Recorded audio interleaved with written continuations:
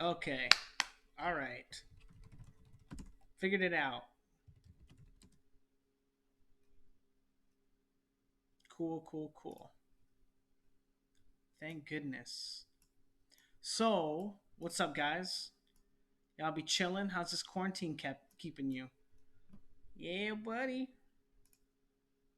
Crazy times we live in, huh? All right.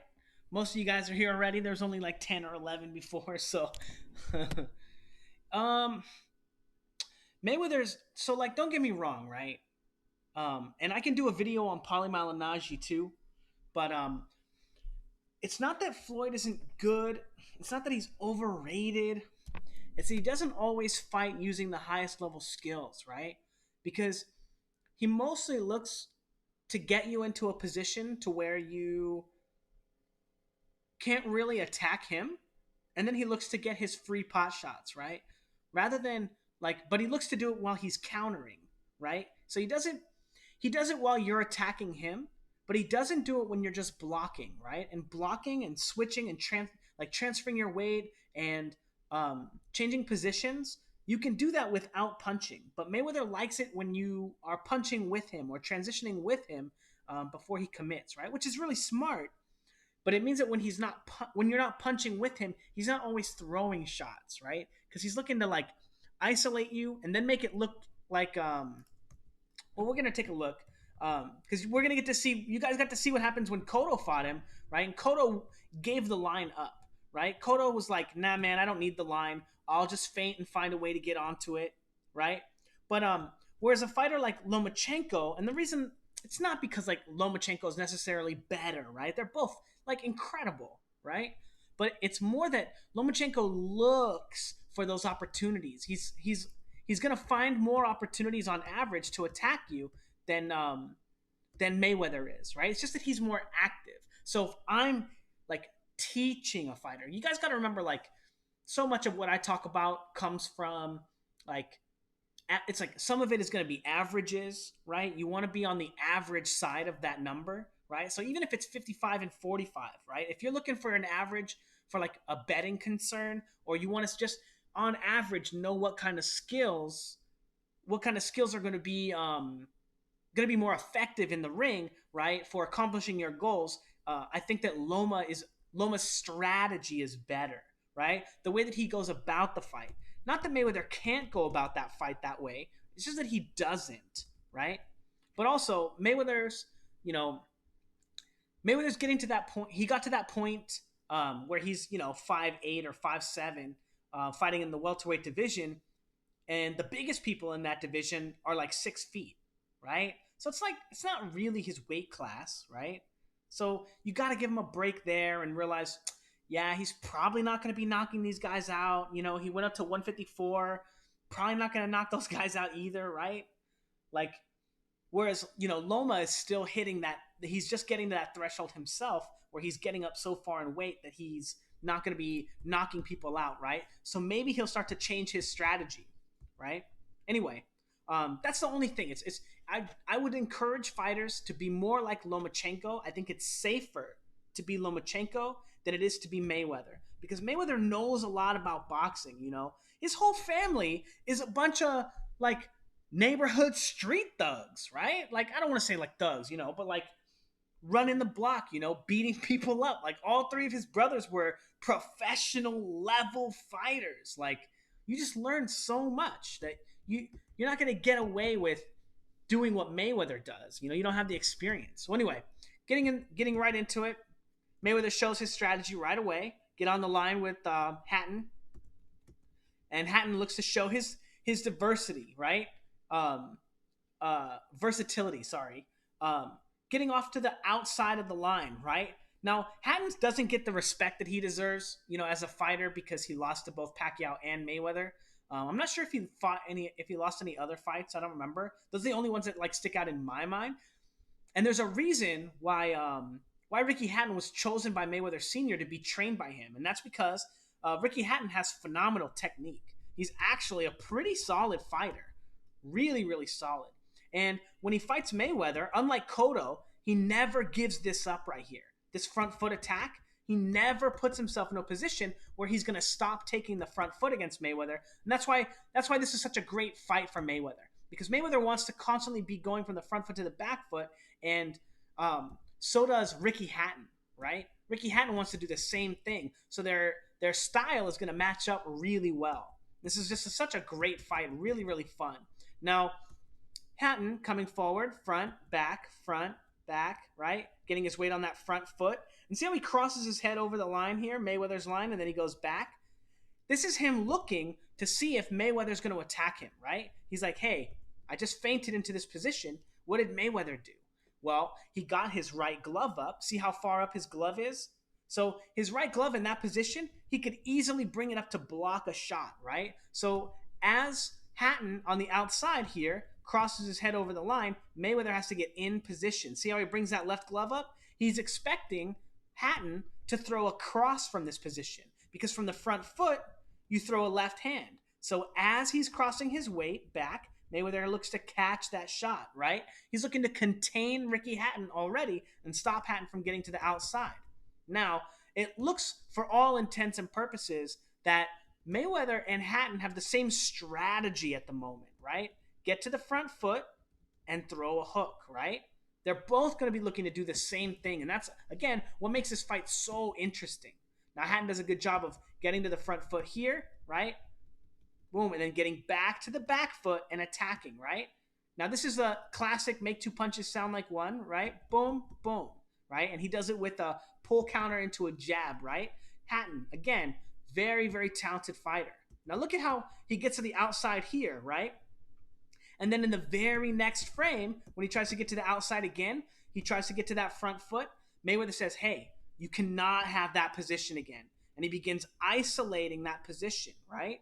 Now, Mayweather is doing this with punches, right? This is very, very dangerous, right? Not often is it that Mayweather's going to find someone who can catch him or make him pay for being so dangerous or doing something in such a dangerous light. But it, maybe sometimes, maybe eventually, like Pacquiao catches him in the fourth round, right? In their fight.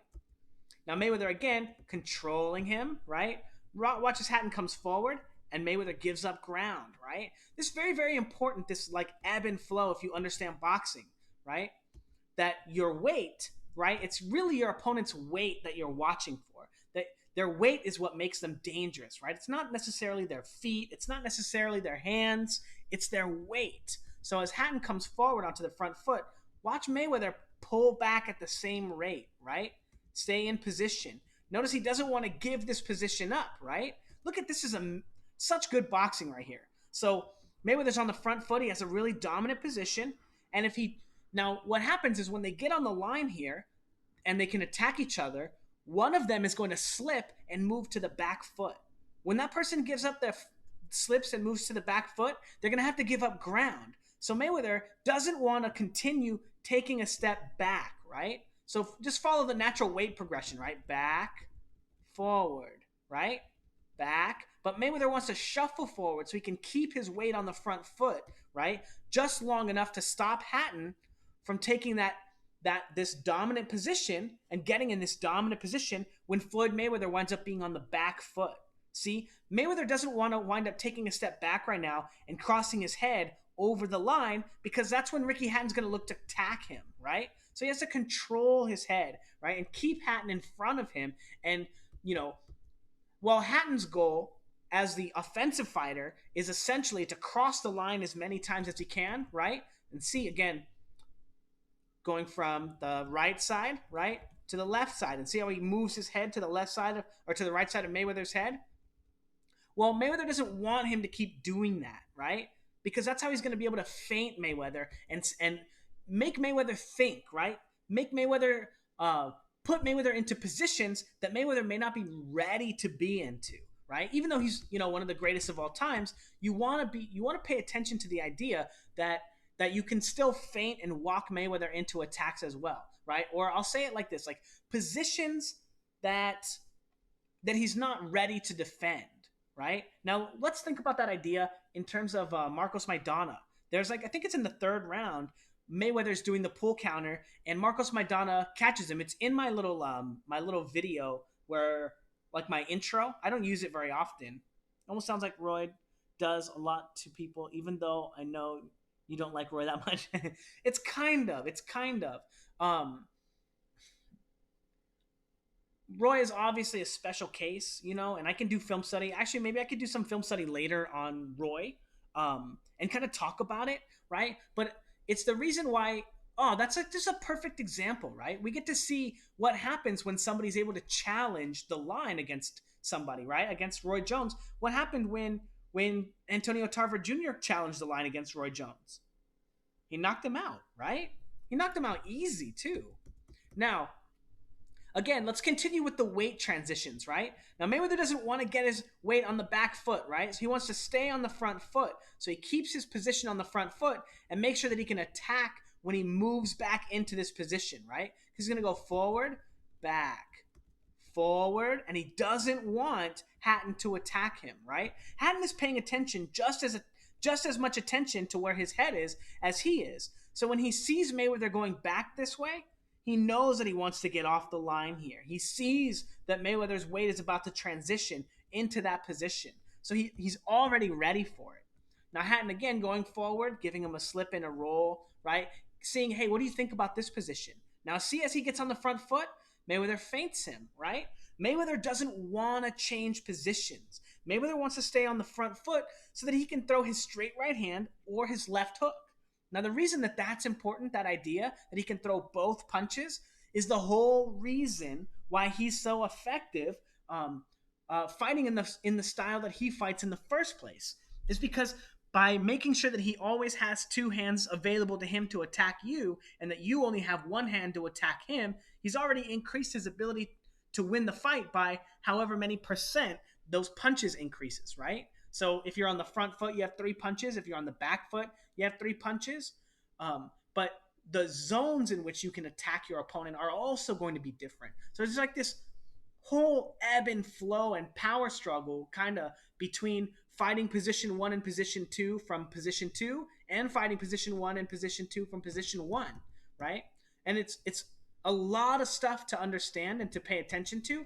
And you can see Mayweather knows where he is in the ring at each time, right? And Hatton showing that he's also a very, very talented fighter as well, right? Beating Mayweather on the line, right? With all this beautiful work, right? So first, break that down.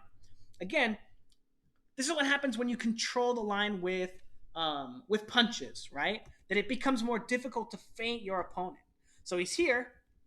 He feints him with the hook, right? So Hatton is going to go back foot, front foot. And as he's getting his weight on the front foot, right, he feints Mayweather. Mayweather gets his right glove up and transfers his weight to his front foot, and then he starts whipping his weight to the back foot to attack that front foot position that Hatton just put himself in as Hatton pulls his weight back, right? Now Hatton has Mayweather going to the front foot and then attacking him from the back foot to the front foot, right? Again, very dangerous punch right here, but it's not the first in his weight transition, right? Whereas I think that when you throw this as the first move in your weight transition, you're super, super at risk, right? But he's able to attack the position that he knows Mayweather's going to wind up in simply by playing off those body mechanics and those feints, right? So again, Mayweather goes forward, right? He gets feinted, right? Mayweather springs out, right? Going back forward, right? And then Hatton counters him by going back forward, right? So essentially, Hatton hits Mayweather with his own pimp right here, right?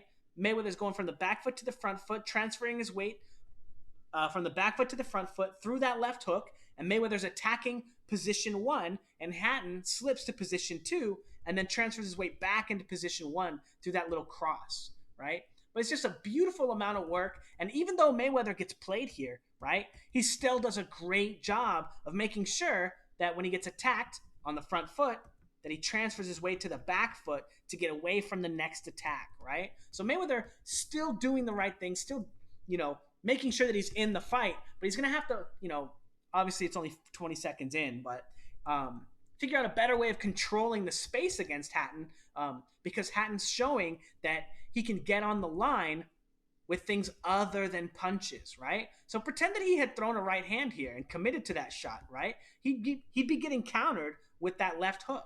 Mayweather would be getting his head off that line from the back foot to the front foot into that left hook. But because he's able to transfer his weight and feint, he's able to catch Mayweather. Now, again, that's why it's important to constantly be feinting and controlling your opponents and not allowing them to kind of do what they want to do, even when you're Floyd Mayweather and you can catch them with this left hook right here, right? Now, I don't want to spend too much time on this frame because they actually zoom up at the last second and it's a little bit disorienting, right? It's a really cool little angle, right? That's like super sick if we were watching Street Fighter, right? But it's not because we were doing film study. So screw you, HBO. What the heck? No, actually, it's pretty dope. It looks really cool. Like the camera flies into his face, right? But anyway, Mayweather back, front, right? Back, front, into that hook. Now Hatton is going forward, back, forward, back, forward, back, and he gets feinted, right, on the back foot, and Mayweather attacks him with the left hook. Now, this is why you always want to be on the front foot when you get away from a hook, right? And if you're going to be on the back foot, you want to be completely in position 2, your head all the way on the back foot. Or if you're going to be in position 1, your head all the way on the front foot, right? So Hatton here decides that he's going to be in between those two positions and gets called out by that hook, right? Now, again, this is going to be what Mayweather's looking to do, right? So notice in the Cotto fight, Mayweather was using many jabs, right? He used a lot of jabs because Cotto wasn't exposing so much of himself on the line, right? He was really far to the right with his weight on the back, but Hatton is looking to come forward so far on the front foot. So you want to be throwing the left hook at the front foot, right? And unfortunately for Hatton, he's not as good getting through these positions, right? So he's going to be getting nailed by this shot a lot. Even though Hatton does have really good technique, he is a really solid fighter. Boom, boom, right? Mayweather does a beautiful job of controlling him right there. Now, again, Hatton is looking to go through his positions really quickly, right? Forward, back, forward, forward, gets feinted, slips off the line, and Mayweather, off of that feint, immediately attacks that zone, right? And stops Hatton from crossing his head over the line. Boom, boom, and then immediately controls him, right? Now, you can do this part if you're looking to set up like weight transitions, right? So let's talk about this engagement, right? Feint, attack, move off the line, right? How does that affect his opponent, right? His opponent comes in one position, he gets feinted, he moves to another position, Mayweather attacks that position, and then defends his new position, right? Think about those ideas, right? He's in this position, he feints from this position, then attacks from that position, what's now opened up, and then defends his new position, right? He understands that when he throws that hook, he's going to be landing on the front foot, and he's going to be in a lot of danger against Hatton. And that's going to be a very common theme, right, for Mayweather, right? That's like the whole boxing theory, right? What you do before you punch, what you do after your punch, right? And knowing how to defend each of those positions as you cycle through them. Now, again, look at Hatton, right? Very active guard, very, very good fighter, you guys. You have to be a good fighter to beat Kostya Tszyu, I'll tell you. Now, again, Hatton going forward, right, to the front foot and getting caught when he gets feinted by the hook again, right? Because Mayweather is walking him into this shot. This is where Mayweather wants his head now, right? It looks like he's, okay, cool. So now it looks like Mayweather's looking to isolate his head to the front foot just so that he can use the left hook now. So for the context of the rest of this fight, it looks like he's going to isolate Ricky Hatton's position or isolate Ricky Hatton's head on the other side of the line, right? So he's going to look to isolate his head to the other side of the line so that he can escape to this side, right? So let's look for that as a common theme for Mayweather's approach. Now, again, Hatton, a very good fighter, right? Taking that really advanced or that really threatening position on the front foot, constantly fighting and looking to establish this position and finding different ways to get on the line. Oh, yeah, you see what you're saying. Is that just me going over it like too many times? Like, oh, God, move on. You've been live for an hour and we're 1 minute into the fight. But again, right? Very same strategy. Wait for Hatton to get to the front foot. Actually, now it looks like he's starting to isolate Hatton to the back foot. So that's really interesting. I wonder if Hatton's going to start staying on the back foot or giving that position up. I don't think he does, because I think I seem to remember him getting attacked a lot with the left hook. I know it winds up being what knocks him out. Again, Hatton's coming in, feinted, gets to that outside, right? Around the jab, right? Remember, Kodo was Kodo was trying to come under the jab, right? And Hatton is looking to get around it by getting to the front foot. So we'll see. And now, there's a lot of things that Hatton can be doing, or Mayweather can be doing, right? Ooh, great work right here. So Mayweather, right, catching Hatton, and look at how he gets on the front foot, right? Remember, this is the same position that he's been throwing that left hook in, right? The same position. So now Hatton is baiting that shot, and Mayweather just crashes him with the right hand, right? Beautiful work. And fighting Mayweather, it's so difficult when he gets on the line because he's always in this very dominant position, right? You never know. Mayweather's positioning is never isolated, right? He never gives up position and finds himself, on the back foot unless he wants to be, right? Unless he's going to be taking a step back or getting under your shot. But you think that Mayweather, right? Hatton thinks that Mayweather is going to be coming in with the hook when he gets in this position and just walks right into this right hand. And that's kind of like craft, I'll say. It's I don't know. Just craft, getting to the front foot, knowing how to transition your weight, and again, where your opponent is going to be at all times, right? Hatton has been showing that he's going to be getting into this position, so Mayweather's able to set that shot up after a while.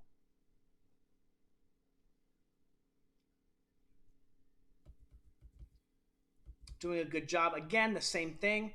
And Mayweather, look at that. That's the same motion if you were throwing a left hook, right? How he goes from the front foot to the back foot, right? And Hatton thinks it's going to be a left hook as well. And that's all just by having proper body mechanics. Oh, great work from Hatton right here. Slipping the probe, and then when he brings his weight back, right? Front foot, slip, front foot, back foot, right? Into a right hand. Ooh, now Mayweather getting caught right here. So again, Mayweather doesn't always control the space, right? He lands a good shot. I think he nice elbow. I wasn't sure if the elbow landed. It looked like he was just kind of more like a feint or rotating his weight from the front foot to the back foot. But again, constantly asking your opponent questions, right? That's what you want to be doing. Constantly asking your opponents questions. Now, Mayweather here doesn't, Hatton has had to make had to make an adjustment, right? We've seen him get beaten on the line by not the jab yet, but the hook. He's getting beat by the right hand, and now when he looks to get on the right hand, he's going to be slipping this way, right? And attacking with the right hand. Notice this position right here looks very similar to this position, right? So he slips this way, transfers his weight to the front foot. Yo, what's up, man? To meet you up in Cali one day? Yeah, definitely. Yeah, if you come out here to San Diego, when all this coronavirus stuff is done. So, yeah, I would definitely be able to do that. So,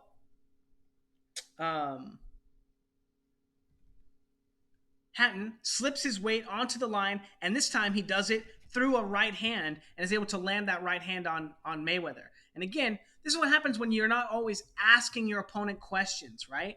Is sometimes you fall back or you fall behind. Whoops. You fall behind on the information, right? So here, he doesn't really know that Hatton is going to be making an adjustment, and Hatton comes in with that slip. Even though Mayweather still lands his punch to the body, he still gets cracked with this right hand, right? A really good shot from Hatton. And again, it looks exactly the same as him just slipping his weight to the front foot, right? See how it looks exactly the same? This idea is very, very, very important when it comes to how your technique and your body mechanics work. and how you're able to hide punches when you slip and roll and do stuff.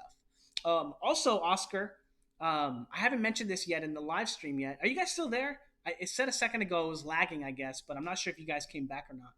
But I'm gonna be doing. So I'm getting a lot of requests for people in the Patreon to look at their sparring or look at their training videos and all this stuff. I'm actually setting this stream up in the hopes of starting to do more streams on my Patreon for people who are, training to be fighters. And I can look at your guys' training videos all at once and kind of talk about them and dissect them and see what you guys are looking to achieve, what you're trying to do, and kind of talk about them. Now, again, yes, okay, cool. So again, the same thing. Maybe they're looking to escape on the outside. Dope. And getting caught with this shot as he transfers his weight, right? Now, notice that mechanically, Hatton gets his head on this side. What's up, man? Yeah. I'm glad that you guys are showing up. You're in San Diego? Oh, dope, bro. Do you train in any gyms? Cool, man. Cool. Mr. Barros, do you train any gyms here? So Hatton gets his weight on the front foot, right? Now Mayweather is on the front foot as well, right? So Hatton is looking to transfer his weight through this cross, right? As Mayweather is throwing his weight through this hook. And see how their positions almost mirror each other? They're almost exactly the same when they wind up throwing those shots. And also, right, when they're throwing their right hands, right? Mayweather's head would be in the same position that Hatton's head would be in if, okay, cool. If Mayweather's head didn't get blocked by Ricky Hatton's hand, right? And then again, very similar positions here. On the SoCal gyms, my cousin goes to the wild card. Freddie Roach has my interest since he trained Mike Tyson. Yeah. So I was training for a while at old school boxing, and I don't know, I would get into I feel it was like ego battles with the coach there because most of the time I just train myself. Um, he's a nice guy, but I don't know. I don't know. The gym wasn't just it just wasn't accessible enough. Old school boxing, it's only open for a few hours a day, like a few hours in the morning, a few hours a day in the evening, and then a couple hours on the weekend, right? And that was really challenging for me. And the gym didn't have any speed bags. I had to buy speed bags for it. It has a lot of Muay Thai bags, and they're all really close to each other. I don't know. I didn't do a lot of shopping around.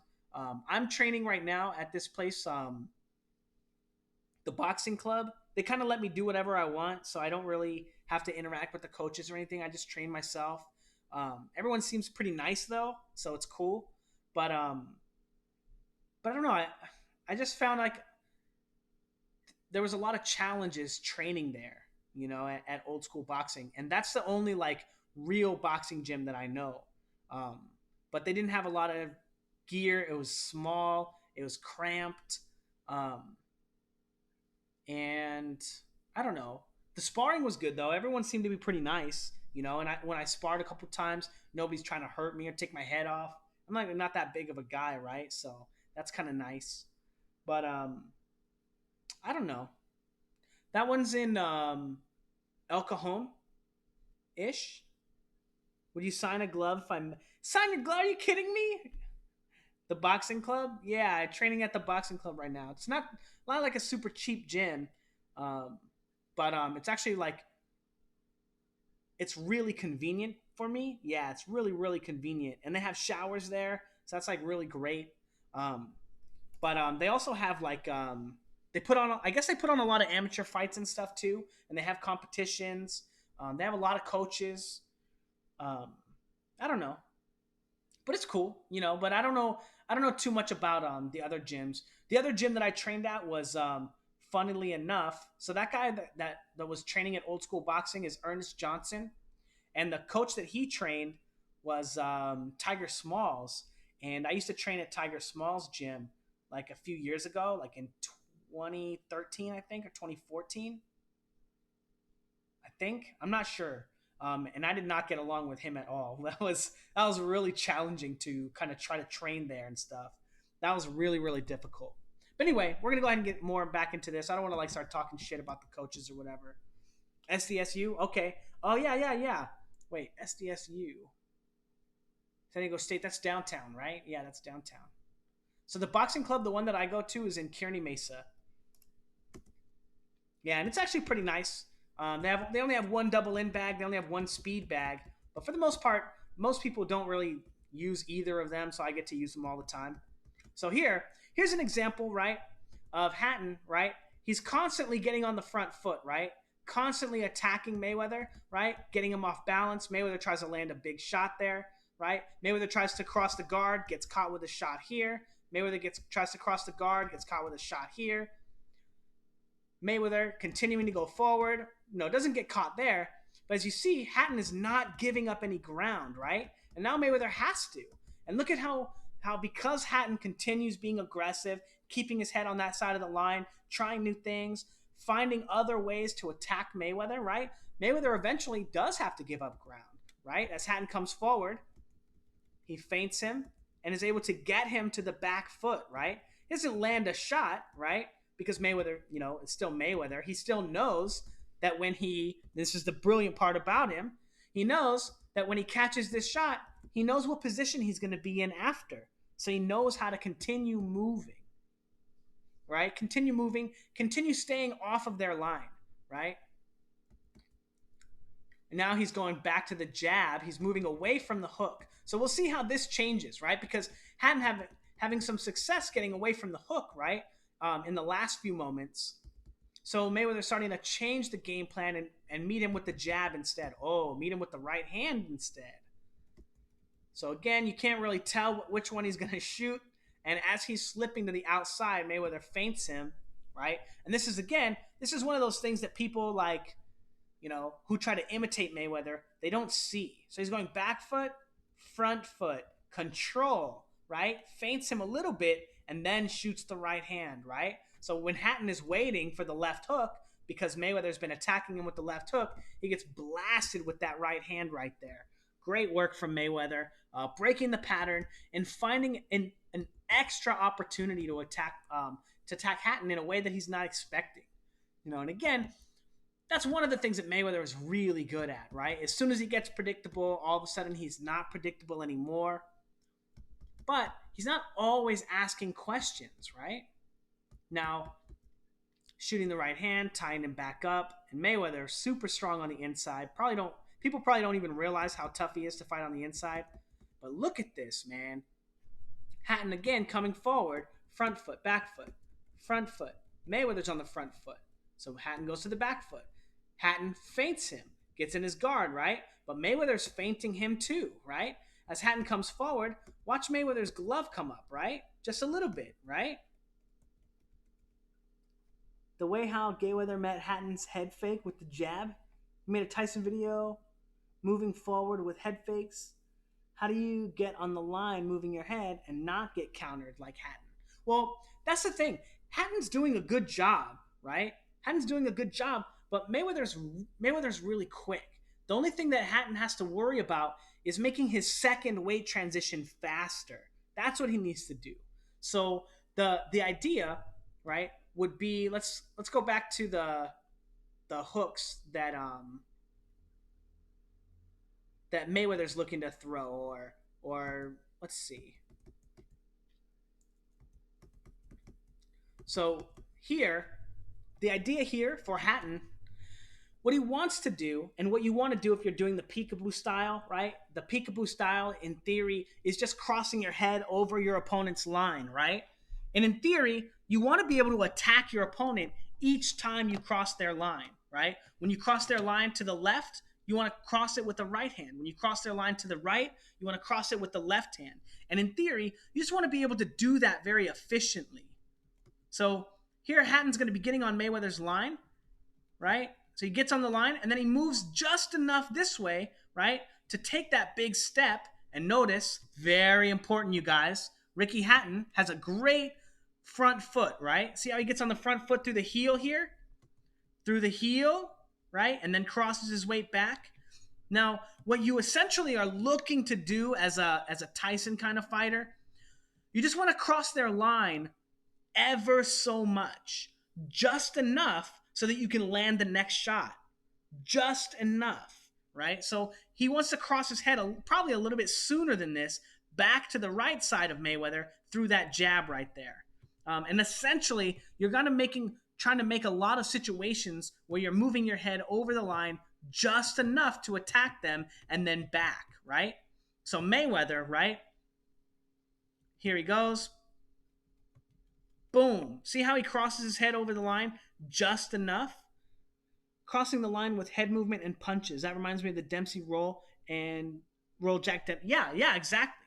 But that's essentially what every punch and every slip and every roll and everything in boxing kind of winds up being, right? It's basically just that motion with and without punches, right? So with punches, it takes a little bit longer. Without punches, you can do it a little bit faster, right? But essentially, when you see Hatton going from, or Mayweather going from this neutral position, look at how far his head goes over, right? It doesn't actually move that far before he throws the right hand, right?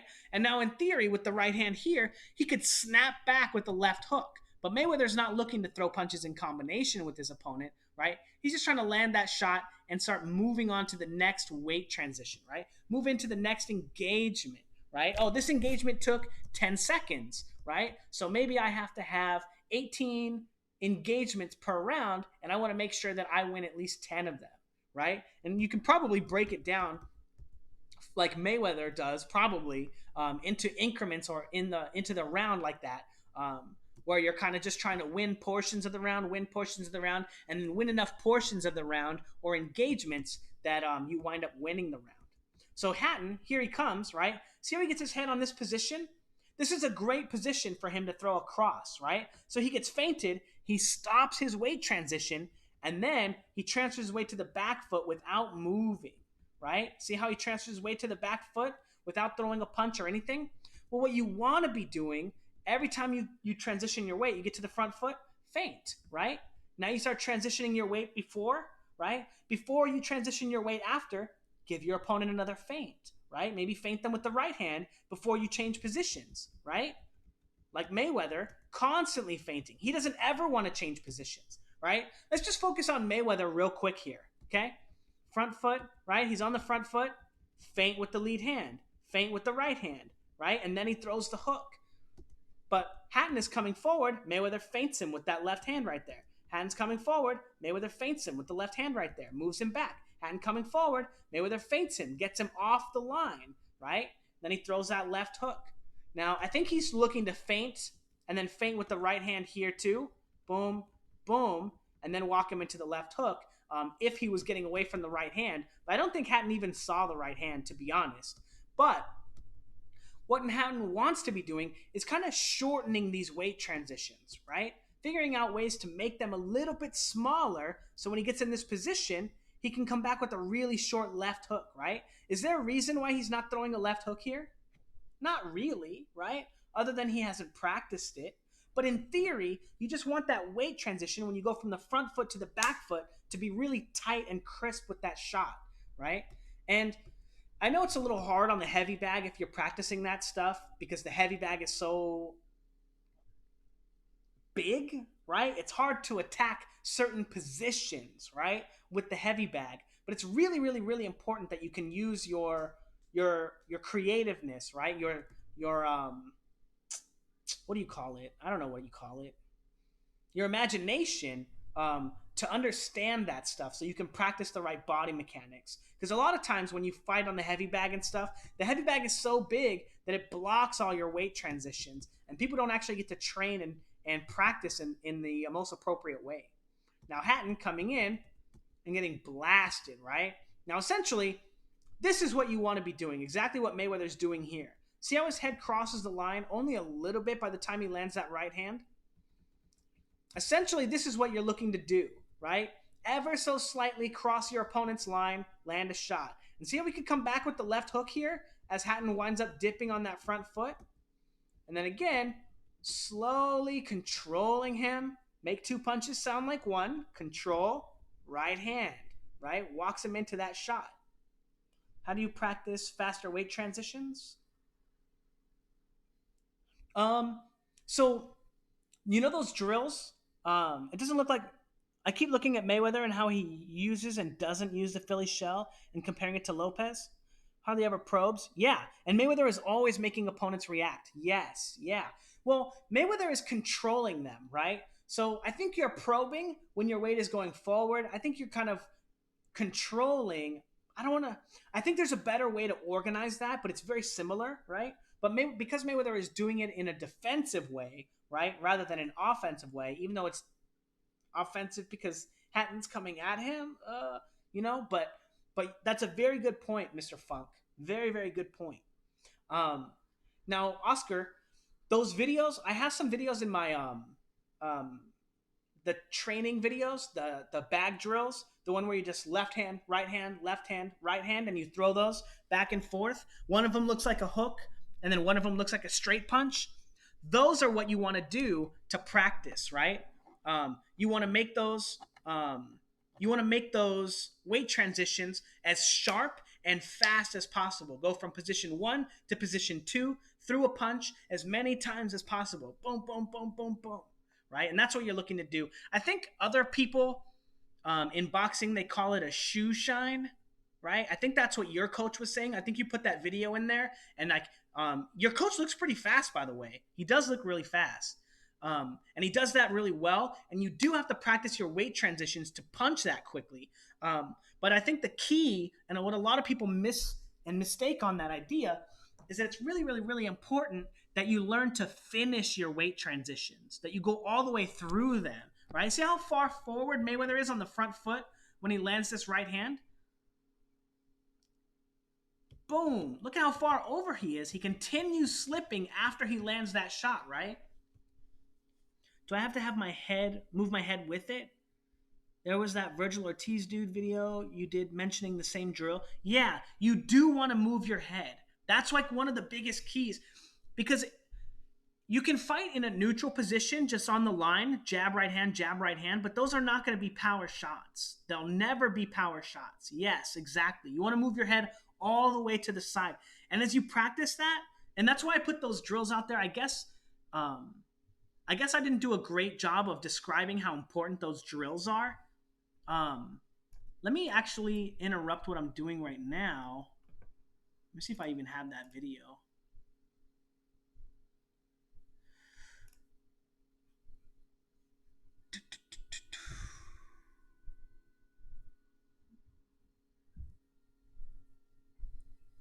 I know I just watched it. Why don't I have it?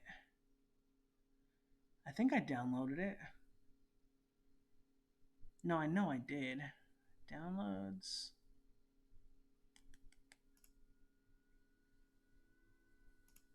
Okay, let's see if I can get this one to show up on my feed real quick.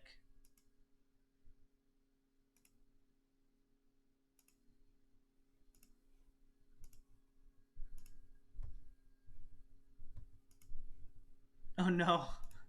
Oh no. Okay, that one's back. All right. I wish I knew how to cycle through them, the videos. I don't actually know how to.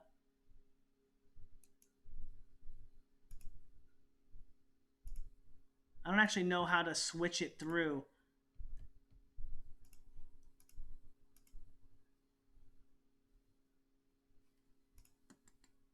Okay, I'll have to do another stream, but I have there's this video. It's called Usyk training for heavyweight debut, smashing the heavy bag. It's a drill he's doing. From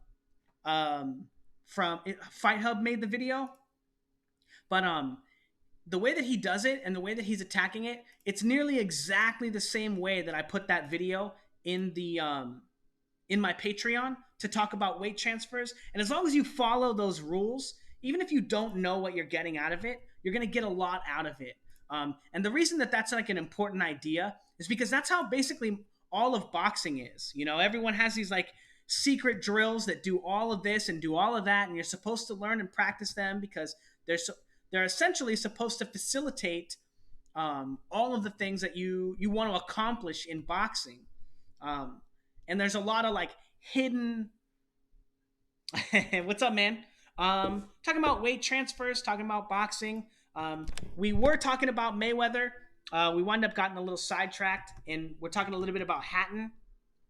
Now, some of what we're talking about is like one of the goals in boxing, right? Crossing your head over the line, right? And how you want to do that ever so slightly, right? Now, we see Mayweather here, right? Not really super active in his guard, not really a lot moving his head, right? And that's mostly because of the fact that he's looking to manipulate your body, right? And get you to cross the line for him. And he's looking to catch you when you cross the line. And that's mostly what Mayweather looks to do, or stop you from doing that and then bait you into it, and then catch you when you cross the line. But Mayweather doing it right there as Hatton gets his head to the left side, right side, left side, and then as Hatton's bringing his head to the other side, Mayweather catches him, right, or tries to catch him. But Oscar, definitely check out those drill videos. I wasn't putting a lot of weight into them. Maybe I should do that. That was another thing I was thinking about too. Um, um, Taking my drills on my thing a little more seriously and demonstrating them with a little more speed and power, right? Not trying to just keep them secret, but like show not secret, simple. But I can kind of re-elaborate and redo those as soon as the gyms start opening up again. Maybe I can go to my roommate's gym. She's actually out of town, and they're not actually doing a lot for Muay Thai at their gym. But great work here. Great work from Hatton, right? Mayweather as well. So back foot, front foot, looking to transfer his weight, right? And look at how Mayweather, again, he takes that step back, right? When Hatton gets on the front foot, it would explain the Ortiz video better. I wouldn't be asking you these questions if you did it. I wouldn't be asking you these questions if you did a good job. Man, fuck you. So gets on the front foot, and Mayweather doesn't want to get on the back foot, right? He doesn't want to get on the back foot against Hatton because he doesn't want to give up any real estate. So when he takes a step back, he comes forward and looks to control you, right? Brings that right glove up and then controls Hatton. And then that tells Hatton, hey, I need to get off the line, right? Because that makes him think, oh, he's planted himself. He's going to shift his weight from the back foot to the front foot, right? Now Hatton thinks, okay, this is exactly when I want to throw my left hook, right? Because essentially, Hatton and Mayweather are looking to do the same thing, right? Attack each other as each of them cross their head over the line, right? Now, the only difference between like Mayweather, right, and Hatton here is that Mayweather knows how to do that, right? And I don't want to say he knows how to do that. That's stupid. But Mayweather knows how to do it a little bit faster on average than Hatton, right? How many times do you get to sit and feint and probe and change positions and give your opponent different looks before they attack you, right? And that's like one of the metrics that probably Mayweather is one of the best at, is that he makes these decisions the fastest. And it's only because all he has to really understand is where his opponent is going, right?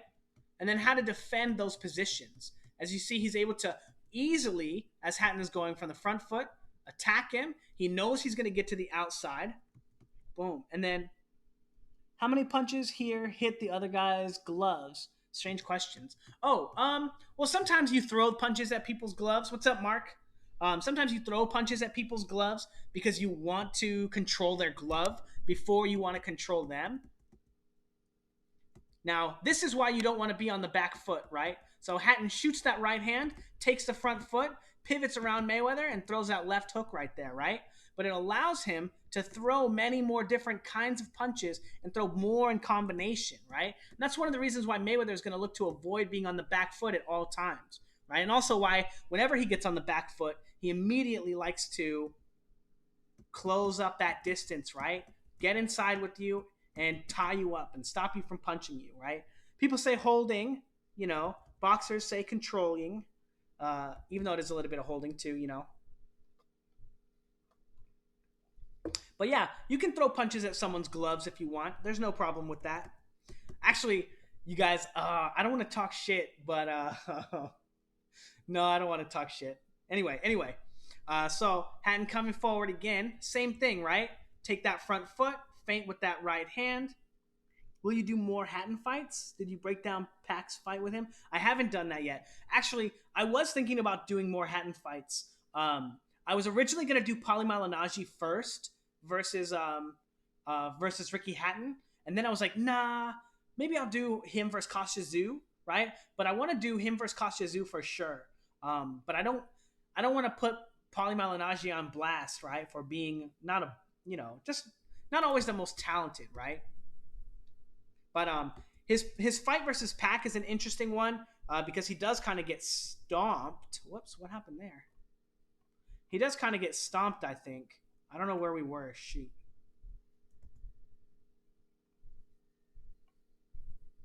What happened just now? Well, we didn't see that. We didn't see that. Okay, here we are. I've never seen anyone touch another's glove as much as Conor McGregor. It's obsessive. Oh, you know what? If you guys are interested in seeing that fight, I can break that stuff down on my Patreon if you guys want to check it out. I don't really have to worry too much about copyright on Patreon because all the copyright stuff is frivolous. And that means that as long as the people on YouTube can get away with just harassing my channel and not making any legal actions against me, they'll use all of those little, like, I'll say bitch moves to like hold and hit me, but I don't have to worry about that on Patreon because they'll actually have to sue me first.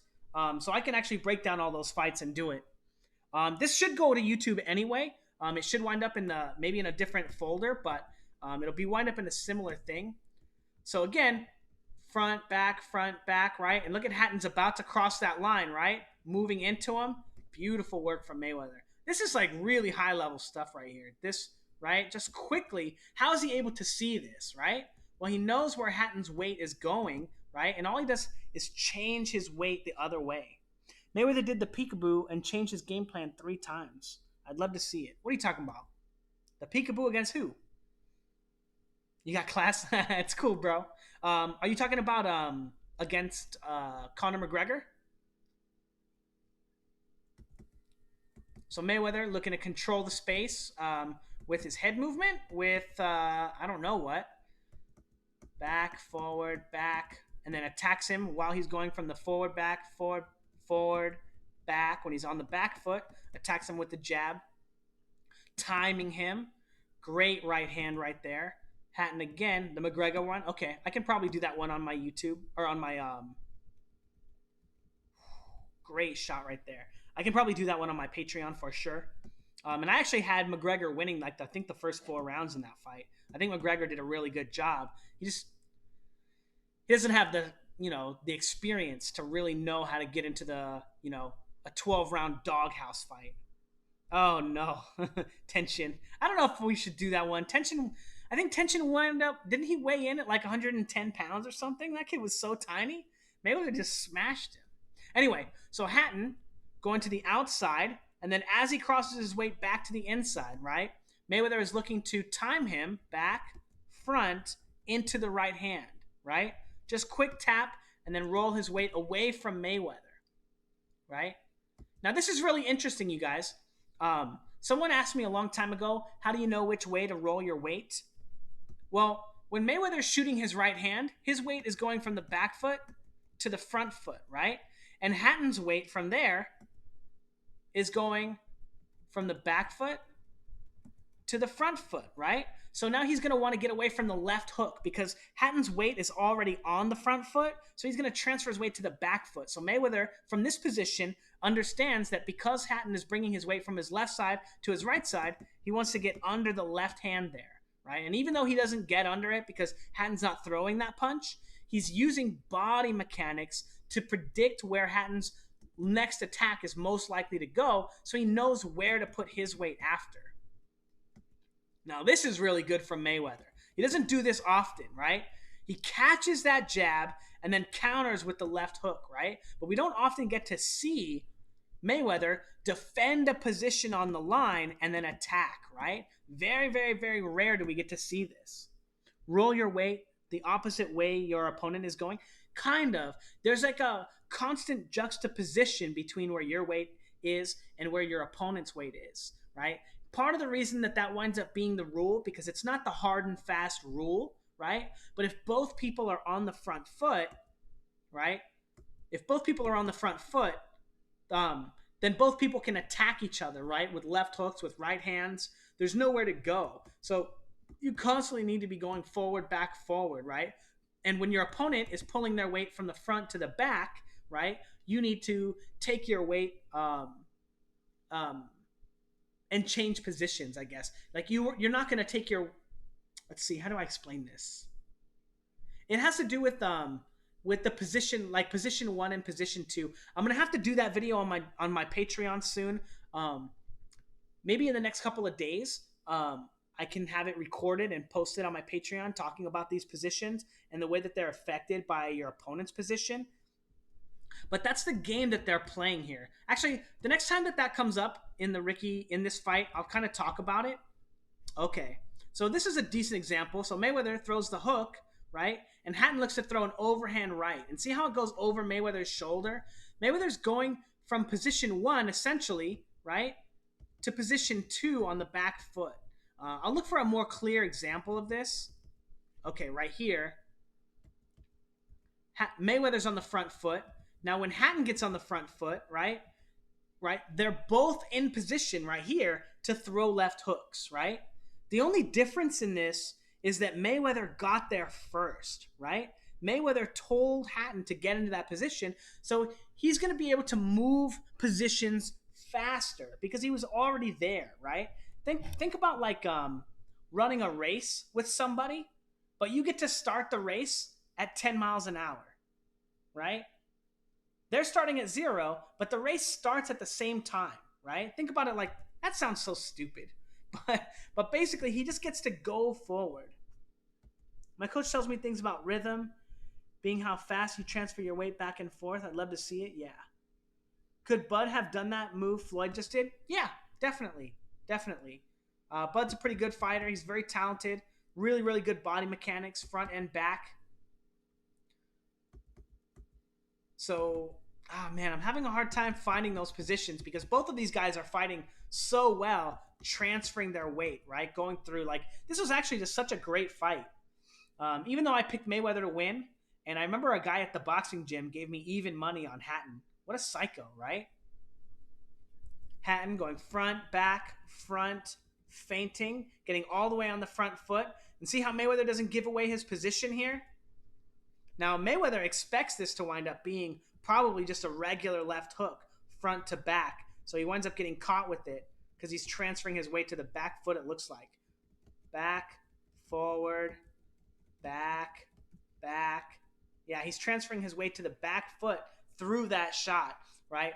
Which means that he should be moving his arms the other way too, right? So I don't want to say it's kind of like he's like a little bit backwards here. He's kind of, how do you want to say this?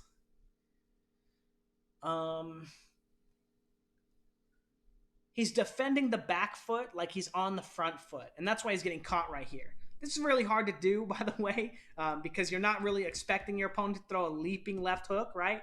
He's catching him with that straight up Mayweather shit. So the position gets a little interesting there, I'll say. But again, look at Hatton. He's doing his best Mike Tyson here, right? He goes to the back foot, to the front foot, and look at how he just crosses his head a little bit over that line and then brings it back through this cross right here and catches him. Now, amazing, right? Look at how they mirror each other with this attack, right? It's the same shot. They're both hitting each other with the same punch. So the thing is both of these guys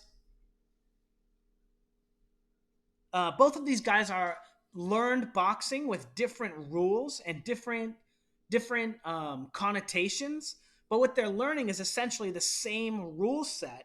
They're just probably learning it being called something different, but also with somebody who knows something different about boxing, someone who's really good at a different skill, right?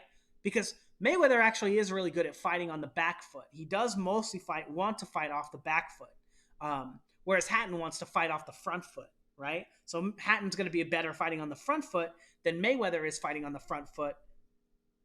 But Mayweather doesn't want to fight you on the front foot. He wants to fight you on the back foot. And that's why it's so hard to beat Mayweather. But looking at the examples, I think he could have beat Don Curry. I don't even know who that is, but maybe. Looking at the example with Mayweather and Hatton's leaping left hook, should you move your head as you block two? Yeah, in theory. Yeah, in theory, if you're not punching with one hand, you should be blocking with it, feinting or probing, right? So like right here, when Hatton takes this outside angle here, he could be feinting with his right hand here, right? He could be feinting Mayweather with his right hand to get Mayweather to counter, right? Maybe that's kind of what he does here and is able to land that first shot, right?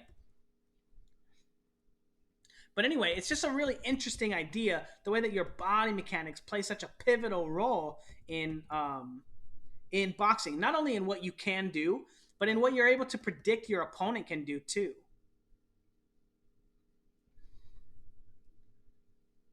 Bum, bum. But yeah, we're gonna kind of keep going through. I'm just gonna let the fight kind of play through, and we'll watch it like a little bit slower.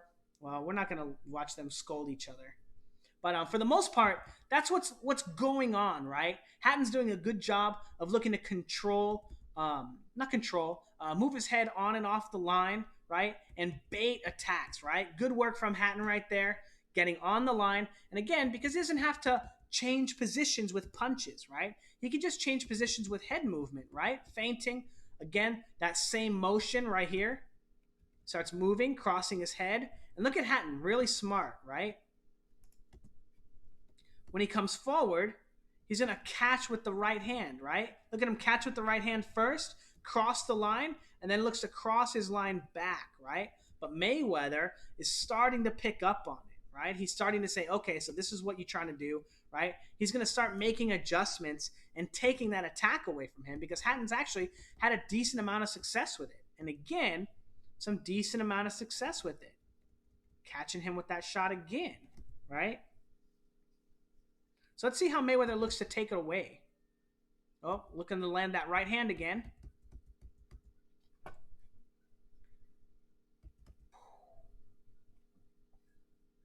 Good work from Hatton there, getting on the inside, landing a couple shots, not smothering himself, not necessarily allowing Mayweather to smother him.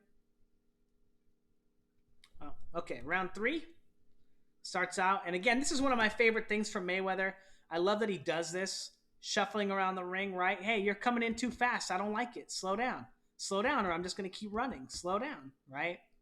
He does that a lot and against a lot of fighters, and it kind of stops them from being so active in their guard. Ooh, again, right? Getting to that front foot, feinting with the right hand, and then countering, right? Really, really solid work from Hatton, you guys. This is really, really solid stuff. Again, right? Because he can get on the line without punching, right? He didn't have to commit to that right hand to land this left cross, right? And look at how he has to just get his head oh so far across the line with that feint and then bring it back with that left hand, right? Really, really good work. Again, continue crossing the line, trying the same shot. Mayweather making a little bit of distance there, going from his front foot to the back foot through this hook, right? Trying to create a little bit of distance as he does it.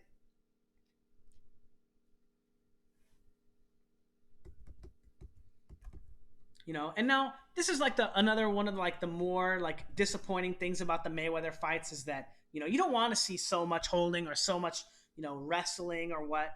Even though it is part of boxing, it's not fun to see it all the time. It's not fun, especially when it kind of takes precedent over so much of the actual boxing. Ooh, great work from Hatton right there. Boom.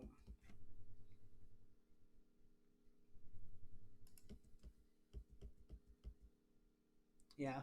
To be honest, inside fighting, lot of mechanics, a lot of stuff going on, and we're gonna stick to the outside boxing because I don't think they actually fight too much on the inside.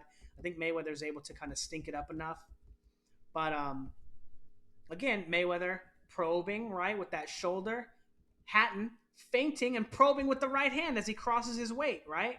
Again, really good. Hatton, again, being an underrated fighter, right? Being very underrated. Even though he does get knocked out in this fight, doing a lot of really good things here, showing that he had the boxing skills to really make it a good fight. American former pro boxer, 80 to 91. And in 1997, he held the undisputed heavyweight title from 85 to 86. Okay. Wait. Heavyweight. Oh, no, not heavyweight.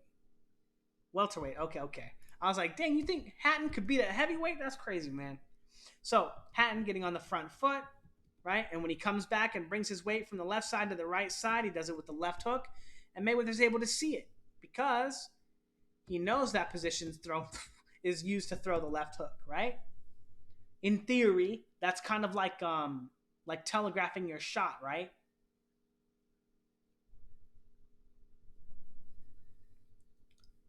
I'm sure there's some really nice stuff going on in here, but yeah, dude, he did get really fat. Ricky Hatton, right? Excuse me. And again, the poor guy, he'll never get the credit for being as good a fighter as he was.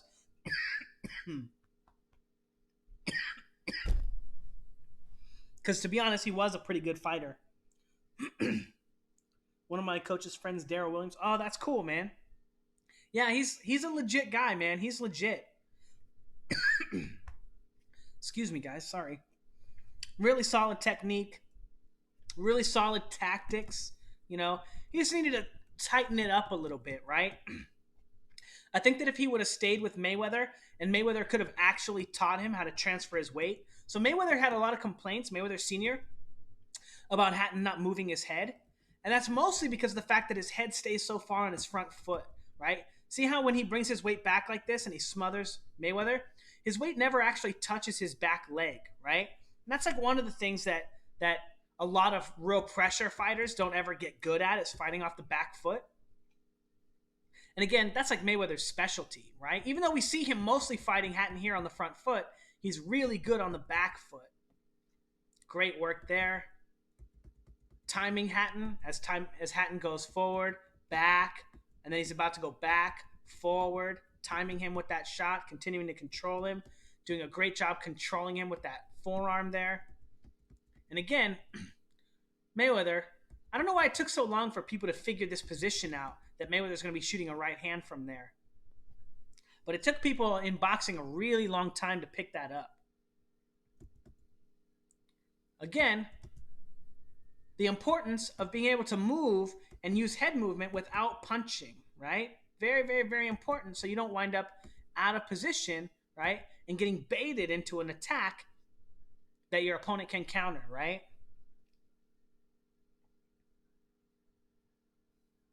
A little bit of wrestling. Make it a little rough for Ricky Hatton there in the inside.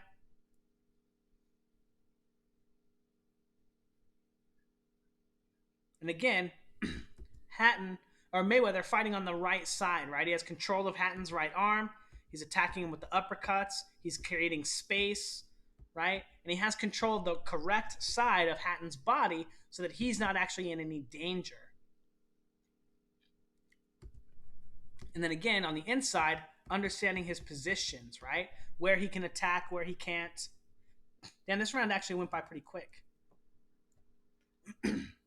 So, here we go. Round 4. And man, what a big fight this was when it was going on. I remember, like, everyone was talking about, well, I mean, everyone talked about Mayweather's fights, like, when he was fighting and he was popular. But I don't know. I miss it a lot. I miss that feeling.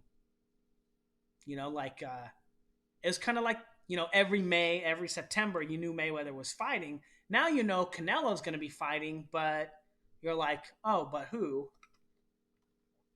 Not that Mayweather fighting Andre Berto was all that exciting,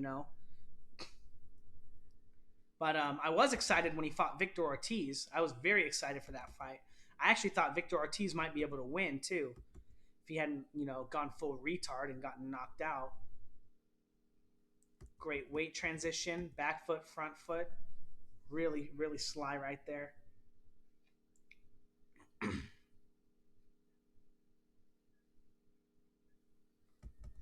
Oh, so crafty. Transfers his weight. Look at how he does this. Really, really smart inside fighting, right? Controls his head, shoots the right hand, controls his head, shoots the left hand. Do you think Canelo now would kill Mayweather back then if they were the same weight class? If they're the same weight class and they're the same size, I don't think anybody beats Mayweather. So I guess pound for pound, yeah, probably the best. Because Mayweather was really strong, right? That's like one of the weird things about Mayweather, right? Like, if Golovkin fought Mayweather, I think Golovkin would smash him. But if Golovkin was the same size as Mayweather, I think I would give the edge to Mayweather. You know, and I don't think that Golovkin could beat a 154-pound Golovkin. Yeah, I don't think Mayweather could beat him.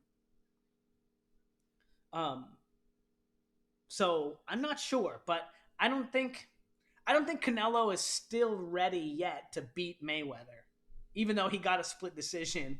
I don't think he's ready yet to beat Mayweather. I think he's close, but I still don't think he beats Mayweather. But who knows, right? We don't know like what kind of ring rust Mayweather's going on. Mayweather is also probably not getting better at boxing as he's taking time off, right? He's not learning.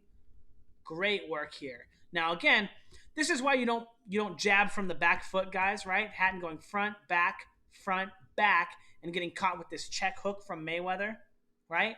And again, Hatton likes to take that really aggressive stance right on the front foot, right? Look at Hatton, really, really smart. Before he changes positions, right?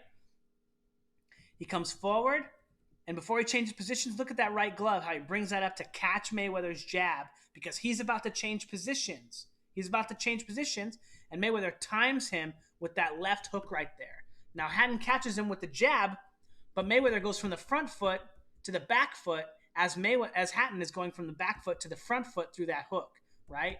Really good work from Mayweather. Really, really solid. And again, that's just his understanding positionings, right? And how your opponent is going to be catching and transferring their weight.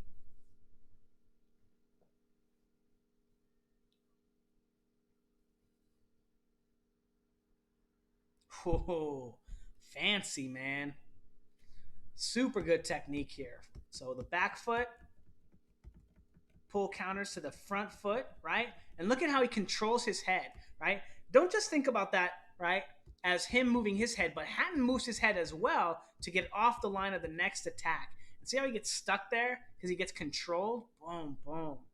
Man, fighting Mayweather is just like a cold dose of reality because all like most of the time you're like, okay, yeah, I'm doing okay. Okay, I got touched right there. I'm not too far behind. He just wants to wrestle a little bit. Everything's cool. Boom. Oh, what? Boom, boom.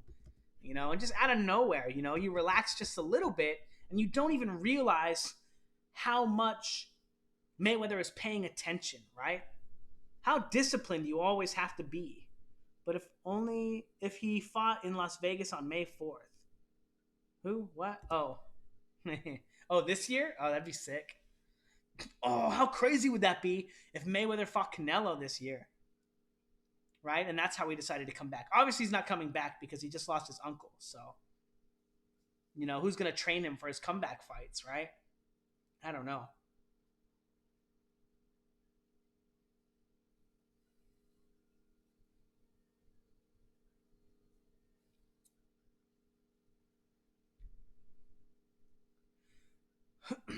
Man, what an action-packed round, actually. Reminds me of Hatton saying, what was it, the fourth round? I think you've seen more action in this 4 rounds than in Floyd Mayweather's whole career. I'll say it like that. Depends on who's judging. Yeah, maybe.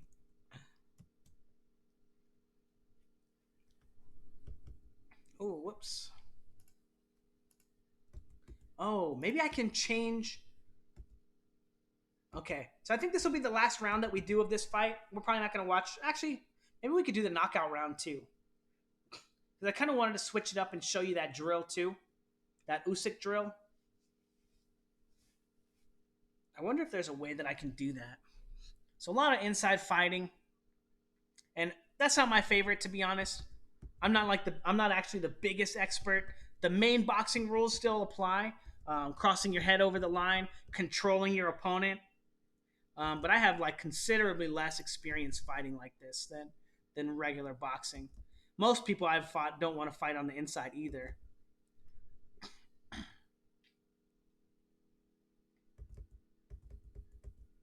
Good work again, right? Hatton getting on the front foot. Then Mayweather knows he's going to cross his head across the line again and then attacks him as he does. And then Hatton, as he's crossing his head over the line, right? Front foot, back foot, he's doing it through this cross here, right? Please break down the KO. That check hook was beautiful. I'd like to know how to counter it using your theory. Okay. I mean, don't forget, the hook is being set up here, right? Mayweather choosing to get on the line and see this position.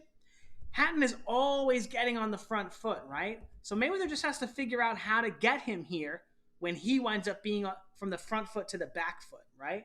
So Mayweather can get him into that position when he's on the front foot, but Mayweather has to figure out how to get him there when he's on the back foot first. So he can get him there from the back foot and then attack him from the front foot. Actually, let's go ahead and just jump to it because I think most of it's like kind of a beatdown. It is a good fight though if you guys wanted to continue watching it. Is it the 10th round? Yeah. Okay. So here we go. 10th round. Mayweather is waiting for Hatton to transfer his weight and he punches where his head will be. Yeah, basically. But understanding body mechanics and positioning, that's how you use your feints and your probes, is to move your opponents into those positions. And that's basically the gist of all the boxing theory, right? You want to use your feints and your probes to manipulate your opponent's positioning so that you can walk them into the biggest punches, right? And that's the main goal at every stage of the fight. No matter how big those weight transitions are, no matter how much, weight or power you're putting into each shot, or no matter what you're doing, essentially everything in boxing kind of boils down to that. I feel like it's more applicable in professional fight. We have 8 to 12 rounds to study your opponent. So, Mr. Gang 412, if you're thinking about studying your opponent in terms of what they're trying to do, sure, right? But remember, as we see in this fight versus Hatton, Mayweather's strategy is essentially the same, right? Attack him when he's on the line, and then get them off the line into an attack, right? But what you really want to, let me see. But what you really want to do as an amateur fighter is start to learn the body mechanics, right? Figure out what positions you're going to be in. And that's going to be the real studying, right? If you can figure out what position your opponent is going to be at each stage of the fight, you'll be able to feint and probe and get them into those positions, even in the amateurs, right? But you have to understand when you feint your opponent and they slip to the left or they slip to the right, what position they're going to be in, and then what punches you can use to attack them when they're in that position, right? Think about it like that. It's not just the idea that you're landing these punches or that you're learning about your opponent. It's also understanding that so much of the information about you and your opponent is the same no matter who your opponent is, right? If you're in position 1, your position 1 is the same as Floyd Mayweather's position 1. If you're in position 2, your position 2 is the same as Mayweather's position 2, right? Now, Hatton coming forward, back, right? And now he's on the back foot, transferring his weight to the front foot. And as he transfers his weight from the front foot to the back foot through this hook, Hatton catches him with the hook of his own, right? And that's how he's able to really drop Hatton. But it's essentially the same thing that he's been doing the whole fight, right? Now, Mayweather could be feinting here, feinting with the right hand, right? I'm not sure what Hatton is thinking is going to happen here, right? Because we haven't really watched the last 5 rounds. But essentially, it winds up being exactly the same thing, right? Hatton's coming over on the front foot, feinting him, back foot, front foot. And then when he crosses his weight again over that line, Mayweather just catches him with a great shot, right? So what should Hatton... Yeah. Position 1 is on the front foot. Position 2 is on the back foot.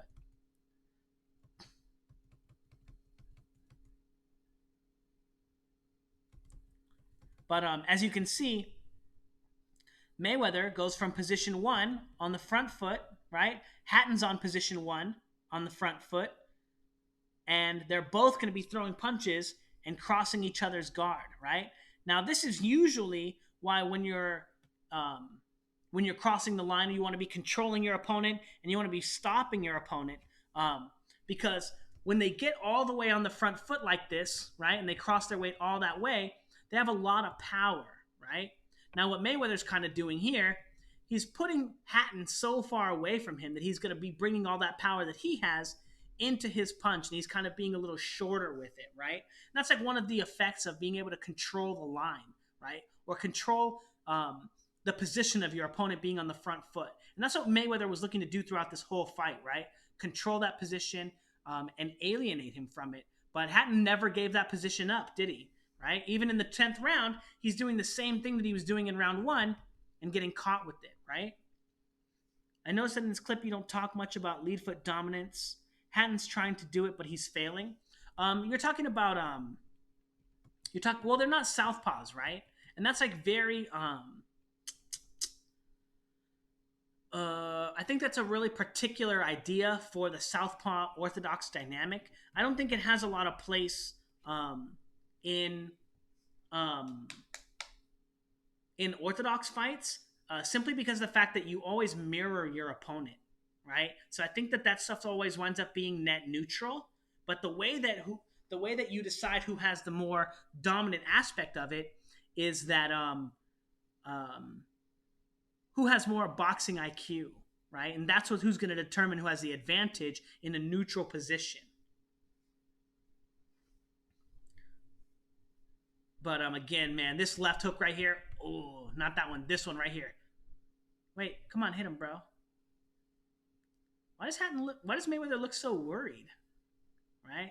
Like he's the one that just got dropped, right? Look at the look on his face. This left hook right there. Oh, man. But great work. Now, it's tough to do. Like one of the problems with film study, you guys, it's not always super easy to understand everything that's going on because, I haven't actually seen that, Mark. But one of the reasons it's not always easy is because you're seeing two of the highest level fighters in boxing fight each other, right? So I would suggest you guys, if you're really curious to see how a lot of these body mechanics work, watch people who fight who suck at it, right? Like Nassim Hamed, remember? Remember when he throws that straight left hand at Barrera and he winds up on the front foot and Barrera pieces him up? And he's like, whoa, brother, how did I get here, right? He has no idea how he got to the front foot. He has no idea. And all of a sudden he's there getting his ass whooped by Barrera, right? Usually when you have really high-level fighters, really good fighters, you don't get to see a lot of those technical mistakes, right? Or the most common ones. But let me see if I can bring up that video that I was telling you about. Media, open file.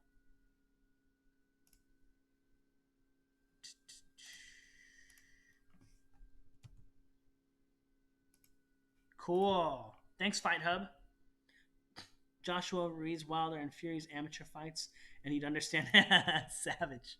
So this is going to be really similar, this video that Usyk is doing. As an aside, I saw the editor-in-chief of Ring Magazine comment on one of your videos and said it was great. What? No. Really? That's dope, man. Dude, that's really cool. Hopefully it blows me up, yo. That's cool, man. That's cool. Hopefully that's not Doug Fisher, because I always give that full hell in my chat or in my videos. So, Ray Leonard was a very good fighter. Yeah. Mechanically, that's cool, man. Yeah, if I could get a link to that, that'd be sick. How do you know that? That's so cool. But let me think. What was I saying about Mr. Usyk here? Oh, Mr. Usyk. So that drill that I have on my Patreon that I was telling you guys, the weight transfer drill, mine's a little more exaggerated than this, but essentially you're going to be bringing your head from one side of the bag to the other and throwing punches like this, right? So look at how he brings his head to the right foot, left foot, left foot, right? And he's constantly slamming the bag with hard shots, right? But look how he brings his head to the side, and then as he brings his head to the front foot, right? He brings his weight and he puts his weight in his heel on his left foot, right? Lands a right hand. Then bring the weight to his heel on the right foot, lands a left hand, right? Now, if you look at his feet here, his heel pops up in the air, right? As he's shifting his weight. Usyk exposed Hunter. I think Usyk is Usyk, man. To be honest, if he had more fights and more exposure, he'd be easily in my top 5 pound for pound fighters, right? But he's not super popular. Yes, exactly. You want to move your head from one position to the other, right? And this is exactly what Usyk is doing here, right? But he doesn't have it as a drill, right? But notice the mechanics are very similar, right? It's very similar, right? So he brings his weight from the back foot here, right, to the front foot through a punch, right? Now, essentially what you want to do is just drill this motion, right? Bring your head from one side of the bag to the other and punch, then bring your head from one side of the bag to the other and punch. Just like this, but a constant rhythm. Tap, tap, tap, tap, tap, right? And the faster you can do it, the harder you can do it, the more you're going to get out of it. Because essentially what you're looking to do is build coordination. Who cares about quote-unquote speed and power? You want coordination, right? And again, look at him bringing his weight from one side of the bag to the other every time he attacks, right? Almost every time. He does a little bit of control, right? With tap, tap, right? Control, control, control, right? But he's shifting his weight here, right? Shift, shift, shift, right? But that's essentially the drill. You can do it with straight punches or with hooks. And I would say that it's probably a drill you want to do every day. Every single day. It's that motion, position 1 to position 2, and a position 2 to position 1. It's the most key and effective motion that you want to practice. Those are the motions that you want to be the best at in all of boxing, right? Now, look at him shoot the right hand, right? Weight to the front foot, then pull counter, weight to the back foot, head on the other side of the bag, into a right hand, transfers his weight to the front foot, crosses his head over the bag, transfers weight to the back foot, crosses his head over the bag, right? Just super, super solid technique, right? Really, really good, right? Front, back. What if you move your weight to one side but throw with the other? Will it be effective? No, absolutely not. Like throwing a right hand from the left slip like Hatton did. So he doesn't throw the right hand though, right? Let me think. When you're already in that position, you're not throwing that shot. That's a probe, right? So when you're on the back foot, right? See how Usyk is going to shoot this jab here, right? He's on the back foot. He's transferring his weight to the back foot and he's shooting a jab, right? Now if you go to the front foot, let me see if Usyk throws any right hand jabs too. Because I think he does. Let's go back to the beginning of the video. So this punch right here, right? Boom. Boom. See how he's on the front foot? He's transferring his weight, but his head is already there. He's just tapping the bag from position 2, right? That's not a real punch. That's a probe. That's a feint, right? This motion right here that he makes right here when he goes 1, 2, 1, 2, 3. This right hand right here, this one is only to put him in a position to throw the left hook, right? So even though he's on the front foot and he's shooting that jab, it's only to set up this left hook, right? And that's exactly what Hatton's doing when he shoots the right hand on the front foot as well. I think in round 4, when he leaned to the front foot and he probed with that right hand, that's not a real punch, right? His weight is already committed to this zone, but he's not doing it through his punch, right? He's just doing it through a normal slip and a normal control. But anyway, for those of you just getting in and interested about Patreon videos and Patreon stuff, Oscar.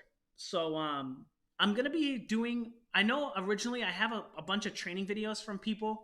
What I'm going to be doing is I'm gonna be doing live streams. I think I'm gonna start with once a week on my Patreon for patrons only. And I'm gonna have them scheduled at different times. You know, sometimes they'll be in the morning, sometimes they'll be in the afternoon.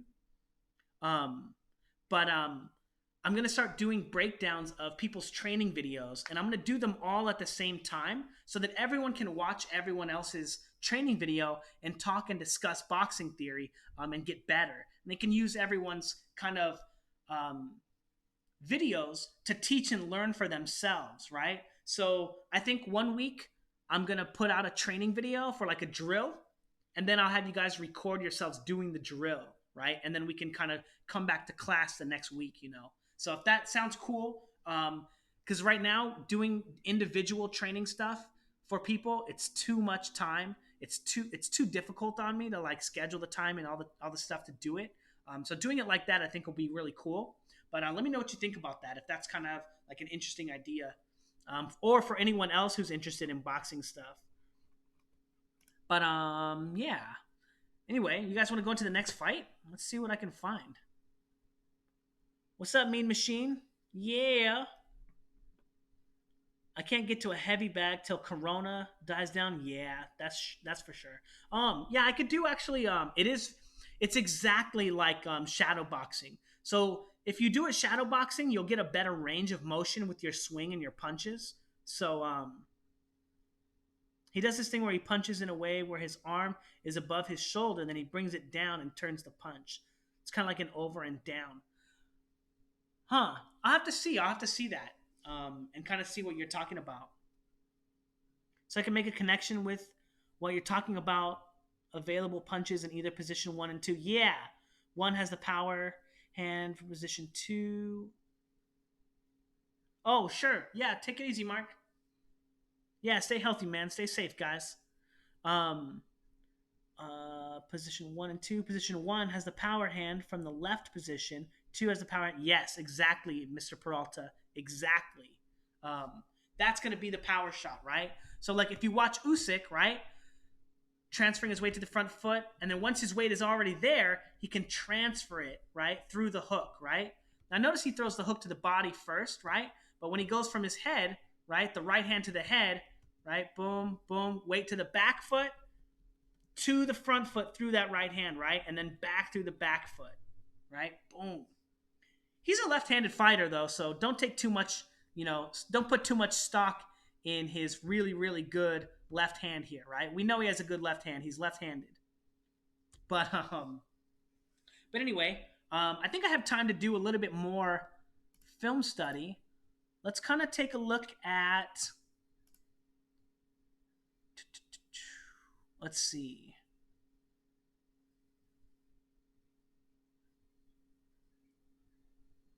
Yeah, you want to control that lead hand, right? So like usually people wind up controlling the jab, right? People, you want to jab with the jabber or whatever, but usually you'll control their lead hand, right? And that's what Mayweather does by isolating Cotto's position, keeping him on the back foot. He can kind of isolate him and stop him from being able to probe and feint, right? Let's watch this fight. Terry Norris versus John the Beast Mugabe. So this is a really good fight, even though the quality is awful, because Terry Norris is such a good fighter. Man, he was really good. Or turned around orthodox fighters. Oh, really? Oh, you know what? I think you could be right. Yeah, I think you're right. But fighting out of the left-handed stance is going to give him. Well, maybe it doesn't. Maybe he still does have a really good right hand too. You know what's funny about that Mean Machine? I'm a converted southpaw. I used to be a southpaw, and I used to have to train fight right-handed. So my coach, and if you guys are interested at all in learning about my coach is Nick Bellafato, 2 a.m. in the Ukraine. Oh, that thanks, man. I appreciate that. Thank you. Um, I'm glad I can kind of entertain you guys. That's cool. My coach in the Bay Area, his name is Nicholas Bellafato. He has this thing called, I think he runs Peninsula Boxing, but in the Bay Area he did boxing, and like he was kind of a big deal. You know, a lot of people knew who he was. He was really popular around the circuit. Had a lot of respect. Um, Pretty good coach. You know, I had to iron some of the technique stuff out on my own and figure that out. Um, but I had a really hard time learning how to fight from him because he's so tall. He didn't have the same struggles getting on the inside, having to learn about feints and probes and positioning as I did, and transitioning your weight. That was another hard thing that I learned that he wasn't able to teach me, that I had to kind of teach myself. But overall, I think he's like a pretty good coach. So if you guys are in the Bay Area, you know, I don't know if he does coaching for fighters anymore. I think he just does non-competition. Um, but he was my first boxing coach, and he would train me for free. He paid for all my tournaments. He paid for my passbook. He paid for my gear. He paid for everything. You know, he would take me out to dinners and clubs and stuff. Um, and he would have these kids that would come in, and they were like young kids or some kids like my age. I was like 20 or 21 at the time, and they would come into the gym, and they would always talk shit. It was like these young athletes, and I was like not a big guy, right? I was pretty small. I weighed like 120 when I was fighting, and people would always talk shit to me because I'm like the random white kid, right? I'm a white guy.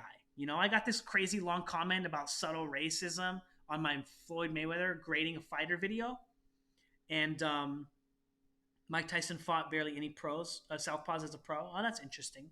Is there a reason for that? Do you know why that was?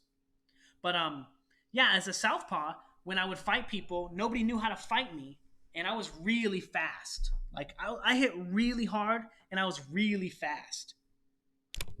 But I would always beat those guys up as a southpaw, and then my coach would always get mad at me because they don't have to fight southpaws on average, right? There's just not very many southpaws, and so my coach would make me fight right-handed. So I had to learn to fight right-handed just so that I could get any training. I can fight both, but prefer fighting from southpaw for that reason. Yeah, yeah. To be honest, I hit harder with my left hand than I do with my right hand, southpaw. But I fight better right-handed. I fight much better. I know the angles better. I have more experience like that because of that. Like I remember in my third amateur fight, my coach screamed at me at the end of the fight. He screamed at me because I switched southpaw in the. Who did you fight? Oh, just some amateurs. Nobody great, you know. Um, Garcia versus Davis. I think this year. I don't think they're gonna let Garcia get any better. I think that'd be stupid of them to let Garcia get any better. He's getting too good, too fast already. And Davis's lackluster performance against Gamboa doesn't make me doesn't inspire confidence in me. But my coach, he wanted to be like screaming at me because at the end of the second round of my third amateur fight, I switched southpaw and almost knocked the guy out. And my coach was like yelling at me, "We never trained southpaw. Why would you fight southpaw?" And I'm like, "Bro, you know that I'm left-handed, right?" And it like blew his mind. I only had 3 amateur fights. It was really hard for me to get amateur fights when I was young because I only weighed 120 pounds, but I was an adult, right? I was already 21 or 22. But I had a troubling young adulthood. You know, I didn't. It was very difficult for me to get on my feet when I became an adult. But anyway, we're going to go ahead and keep watching a little bit of Terry Norris here. So great fighter, you guys. Really, really solid. Front foot, back foot, front foot. Now look at the margins, right?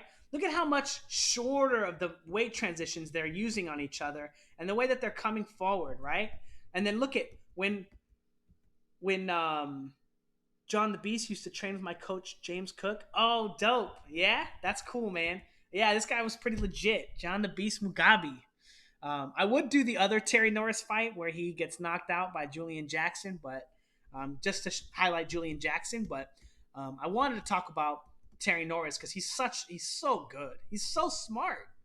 So getting on the line, right, gets his gloves up, right, feinting, changing positions. See how when he changes positions to the front foot, right, he's trying to sneak onto that front foot when John the Beast is getting on the front foot too, so he can meet him there and attack him. But when they get on the line, look at the aggressive nature of Terry Norris's guard, right? Look at how far forward his right hand is, and look at how far back John the Beast Mugabe's is, right? He's in an obviously less advantageous position. So once Terry Norris starts feinting him, right, and getting to the outside or getting to the inside with that lead foot, right, or getting his head on that lead foot, John has to take a step back, right, and then look at how John says, okay, all right, I'll move back. You can have that line. And then as soon as Terry Norris gives up that space because there's no punch there, John the Beast Mugabe's on the outside threatening that position too, right? And look at how Terry Norris very intelligently controls him and then moves off the line, right? Make two punches sound like one, right? Control. Two punches sound like one. John the Beast Mugabe pull counter. Switch his weight to the back foot, switch his weight to the front foot through a right hand, right? Pull back, switch your weight through a right hand. But Terry Norris understands that the weight that he's coming forward, when he gets on the front foot, he has to control him so he doesn't come back with the cross. And then because he just controlled him and baited a weight transition, there's another weight transition coming, so he gets off the line, right? Really, really smart and really subtle stuff, right? It's so subtle that you just miss all of it. It just looks like they're doing nothing, right? Just standing in front of each other. Now, coming to the front foot, back foot, he's about to meet him on the line, and as he meets him on the line, gets on the front foot, John the Beast Mugabe controls him, right? He says, hey, stay off that front foot, and shoots a jab at him, right? Starts attacking that position because he's looking to take that away from him, right? You don't want your opponent on the front foot because you don't want them doing whatever they want to you. So front foot, back foot again, right? Do you think before weighs have become unfair to smaller fighter? Day before weigh-ins. Do I think day before weigh-ins unfair to the smaller fighter? No, because if you have the day before weigh-in, it's not fair for the smaller fighter in theory because they have to fight a bigger fighter and they have less chance to win. But if you have same day weigh-ins, then it's unfair to the bigger fighter because then the smaller fighter might kill him. So I don't know. there's that idea, right? Where if you rehydrate too quickly, it's dangerous for you. So I think that it's appropriate to have day before weigh-ins. To be honest, I think maybe you should do like a weigh-in before, like a week before the fight, and then maybe weigh-ins each day, saying that no fighter can gain like more than so much weight or something. But like, I feel like at a certain point, but I don't want people to like, but then you just make people game that system, right?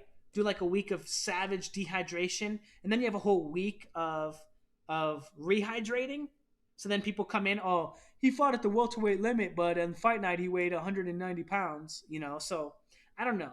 I do want it to be more safe for people, but to be honest, there's just not a really great way to do it.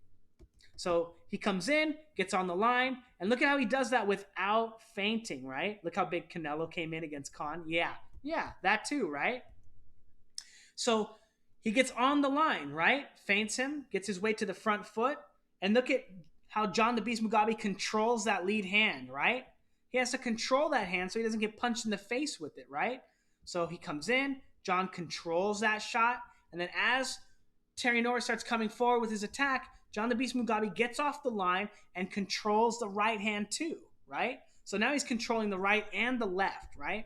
Now this is really important because this left hand is obviously so he can put himself into position to throw the right hand, right? But he gets off the line at the right time. So now when he ends his weight transition, he could find himself in a similar position where the right hand is used to set up the left hand. So John the Beast Mugabe has to control the left hand so he doesn't get hit by the right hand, and then control the right hand so he doesn't get hit by the left hand. Really high-level boxing and really subtle stuff from these weight transitions, these positional advantages, and then right into this savage left hook right here that we're going to try to break down. So, front foot, back foot, right? Terry Norris on the front foot shoots that jab in the position one, right? The counter comes, right? And he pulls into it and transitions his weight again to the front foot. Now, this is really interesting. I don't know if it's because of the quality, right? But he has his head on a neutral position, right? And John Mugabe's head is on his left side. So he ducks down And when he comes in with that shot, look at Terry Norris shift his weight from the neutral position to the front foot, right? And now I don't know if he thought he was going to get away from a right hand counter, right? Or if he knew this was going to be a body shot, um, or he thought it might just be head movement. But he immediately comes back after getting from the front foot, right? Shooting this jab, catching him, right? When John Mugabe's on the back foot, yeah, Mugabe hit really hard too, right? He's on the back foot. He transfers weight to the front foot through this right hand, and Terry Norris is able to catch it while he's still on the front foot, right? Very dangerous, right? Very, very dangerous, because that's the position that you're going to be attacked by the right hand, right? So he stays on the front foot, right? And then transfers his weight from the front foot to the back foot as John the Beast Mugabe goes from the back foot to the front foot, and then he has to bring his weight back from the front foot to the back foot, but he doesn't have his hands up when he does it. And he just gets caught basically with a perfect catch and counter that drops him, right? Now, I hope they show the replay so we can get a little bit better look at the footwork and stuff. But look at this like ferocious assault from him, right? So again, really, really important, you guys. Front foot, and then look at how he transfers his weight all the way to the back foot with this left hook, right? Now, a lot of people that we've seen, right, like Hatton, when he was throwing his cross or his left hook, he would get stuck on the front foot, right? Remember when I told you guys that Hatton was not bringing his weight from the front foot to the back foot very well? Well, Terry Norris doesn't have that problem, right? And that's why Terry Norris can go from this innocuous position here to hurting John the Beast Mugabe, right? Look at the positioning, right? Now, again, look at the technique. How do we analyze a fighter's technique? Well, we want to look at what position they're in when they end a punch, and what position they are, what position they're in when they start a punch, right? So, what position you're in when you start a punch, right? Weight all the way on the front foot, check. What position you're in when you end a punch? Weight all the way on the back foot, check. Right? Weight all the way on the back foot, weight all the way on the front foot. Weight all the way on the front foot. Wait. Back foot, front foot. Front foot, back foot, right? Now, not the most in that little uppercut right there, but again, those are the biggest pieces of criteria for understanding whether a punch is going to be effective or not, right? It's what position you're in when you start the punch and what position you're in when you end the punch. Now, again, really, really good technique from Terry Norris, right? Catches him on the line, probes with that lead hand, and then smashes with that right hand himself, right? And now, what does he know about John the Beast Mugabe? He's on the front foot here, right? So John the Beast Mugabe is going to be throwing a left hook going from the front foot to the back foot. Now, this is a very common trap for someone who just got injured. They're going to look to try to knock you out or meet you with punches on the line. If you're in a fight, you guys, and you get dropped, don't do that. Don't try to knock your opponent out with the next weight transition, because they're going to beat you. They're going to be faster. They're not hurt like you are, right? You're not just going to be able to surprise them and have one of those highlight knockouts. You're going to wind up being the guy that gets knocked out 90% of the time, right? So just hold, move off the line, change positions. Oh, man, again, back foot, front foot, right? And John the Beast Mugabe does that through his hook, right? So what happens when he goes from the back foot to the front foot, transferring a punch? He gets countered with both of those shots, right? But again, such solid technique from not only Terry Norris, who's a very good fighter. Oh, look at this killer, man. Look at how subtle this is. Front foot, back foot, right? Now he's planted on the back foot. When that punch comes, look at where his left hand is, right? He's on the back foot with his left hand up, right? Blocking this shot, and then he goes from the back foot to the front foot through this right hand. Just amazing technique, right? Front foot, back foot, catch, transfer. Just super sharp technique, you guys. Man, this guy was a killer. Just a savage technician. I wish he was still fighting so we can have some better quality videos. Again, front foot, back foot, right? Transferring his weight with each punch. But Terry Norris, man, Terry Norris was a killer. Yeah, man, really, really good. Really, really good. Such good technique. And able to do so much because he had such great technique. You know, not really any limitations. You know, and obviously he's just trying to end the fight here. But again, right? John the Beast from the back foot to the front foot through that jab, right? Very dangerous to punch from the back foot, you guys. Very dangerous. You have to ask your opponent a question before you transfer your weight. Ooh. So John throwing that hook, right? Front foot, back foot, right? Or back foot, front foot. And he times him perfectly with the counter right hand over the top. Because John the Beast Mugabe is slowing down in his weight transitions because he's a little bit tired. He's a little bit hurt. He's a little bit, dazed. He's not able to transfer his weight as effectively or as quickly. So he's getting stuck on the line with Terry Norris. And now this shot right here, front foot, back foot, right? Feints him to the back foot, you guys. Now this is essentially what you're trying to do every time you throw a right hand at your opponent, right? You want to come forward, probe them with the lead hand. They slip that shot, get to the back foot, and as you see, John the Beast Mugabe slips that shot perfectly, right? So now his next motion is very likely pull counter, right? Back foot, front foot. And he's able to time him perfectly with that right hand. Now, it looks like John was going with the left hook here instead, right? I'm not sure why, because he was so far behind here. Even if he was throwing a right hand, he was just feinted into oblivion here and just walked right into that right hand. But essentially, you guys, this is what you're looking to do, right? Control your opponent, figure out where they're going to go using proper body mechanics, isolate their head to one side of the line or the other, and then just like the Cobra bag, right? When you hit it, it moves off the line and it moves right back into the line and you time it. Boom. Catch it with that shot, right? Boom, boom. And then the fight's over. Anyway, I think he still gets up here. Oh no, Terry Norris, that is the knockout right there. But really, really good boxing. And again, this is how everyone's body mechanics work, right?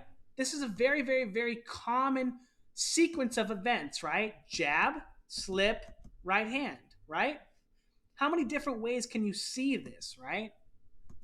Anyway, really, really cool fight. Just one that I downloaded. I wanted to kind of put on and, go through because I'm a big fan of Terry Norris, even though the clip is like not the greatest quality. Yeah. But let's see what else I got. Oh, okay. We'll do one more and then I got to get going. But we're going to do Roman Gonzalez versus Rung Sivai. Now, Roman Gonzalez, people thought he was like a pound for pound, like number one fighter, like to be able to contest Mayweather, right? They thought he was like really legit fighter. And Roman Gonzalez pretty good. He's pretty good. He's not like the greatest fighter, And obviously moving up in weight gets more and more difficult, right? Exponentially, right? But after seeing the first fight, I actually thought that Rung Visai did a decent enough job in that fight that he should have won, right? That he was able to control Roman Gonzalez enough. And then I heard an interview that he said that he just expected to lose that fight, and he was so ecstatic that he won that he didn't even, when he expected to lose the first fight, he didn't even train. Can you believe that, you guys? He said he didn't even train for the fight. And as soon as I heard that, I picked him to win by knockout in the second fight. I remember I was watching Stephen King's It, Part 1, the remake, and I remember seeing it sitting in the theater because I didn't put the video out. I remember thinking, I was like, man, I should have put that video out. And then when I got the notification that Roman Gonzalez got knocked out in the fight, I like screamed in the theater, and everyone thought, I guess they thought I was scared, but I was so excited. It was so funny. But I was really, really excited to have predicted that, right? So anyway, we're going to watch that fight. I think we're going to watch that all the way through and talk about some key stuff that goes on. But yeah, this was a great performance from Rung Visai. Even though there was some headbutt issues in the first fight, and right here, right? When they headbutt here, right? Roman Gonzalez looks to meet him on position one, right? And Rung Visai says, "Oh, I need to be in this position too," right? Even though Roman Gonzalez is taking lead foot dominance here, right? He knows that he wants to get in that position, right? So looking to defend this position by getting in it himself, right? To be honest, that's terrifying, especially when your opponent's coming in with their head like that. So anyway, let's take a look at the position that Chocolatito is coming in on the line on, right? This looks very similar to the position that Kodo was getting on the line in, right? Notice he's not crossing his head over. Rung Visai is good at making fighters overreach. Oh, yeah, maybe. Yeah. He actually has pretty good boxing mechanics, right? Transferring his weight, his weight from one foot to the other. He's actually pretty technical. A little better than people probably give him credit for. So Chocolatito coming forward in the same guard, right? Now, from this position, he only has one jab, right? He needs to cross his head more over the line to get more power in the jab or to throw a different left hand. But from this position, he can basically only throw one left hand, and that's going to be a big problem for him as the fight goes on. And Rung Visai is able to um, control the line, right? Because that's what Rung Visai is looking to do. So he's going to get on the line here, feinting, right? Coming forward, feinting, right? Transferring his weight, and then shooting the left hand. And this is going to be a big part of him controlling the space against Chocolatito. One of my favorite fighter to watch. Oh, cool, man. I'm glad. He's actually pretty underrated, I think. I think he did just get his butt kicked by somebody. I'm not sure. But he is a pretty good fighter. So shooting the straight left hand onto Chocolatito, right? Because he doesn't want Chocolatito on the front foot, right? Both of these fighters are going to be looking to get to that position, right? So Rung Visai immediately after Chocolatito takes this position, this is the position he would shoot a straight left hand or a straight right hand as well. Now look at the position that Rung Visai goes into once he sees that Chocolatito is transferring his weight from the back foot to the front foot. He moves to the back foot himself and gets his guard up, right? And then immediately, when Chocolatito gives that position away, Rung Visai looks to attack him, right? So what he's going to look to do is attack Chocolatito and keep Chocolatito off of the front foot and on the back foot, right? Slipping to the front foot, attack him with the body shot, right? Because he doesn't want him on the front foot so he can throw his own power shot, right? His own straight right hand there, right? And then doing a good job of following him back, right? 1, 2. Again, control that line, right? And look at how when he gets on the line with Chocolatito goes front, back.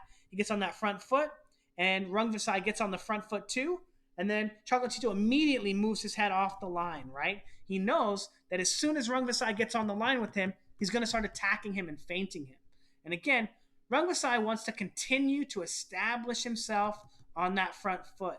Attack Chocolatito when he gets there and stop Chocolatito from being able to feint him and set up his other attacks. Now, this is very similar to what Mayweather was doing, right?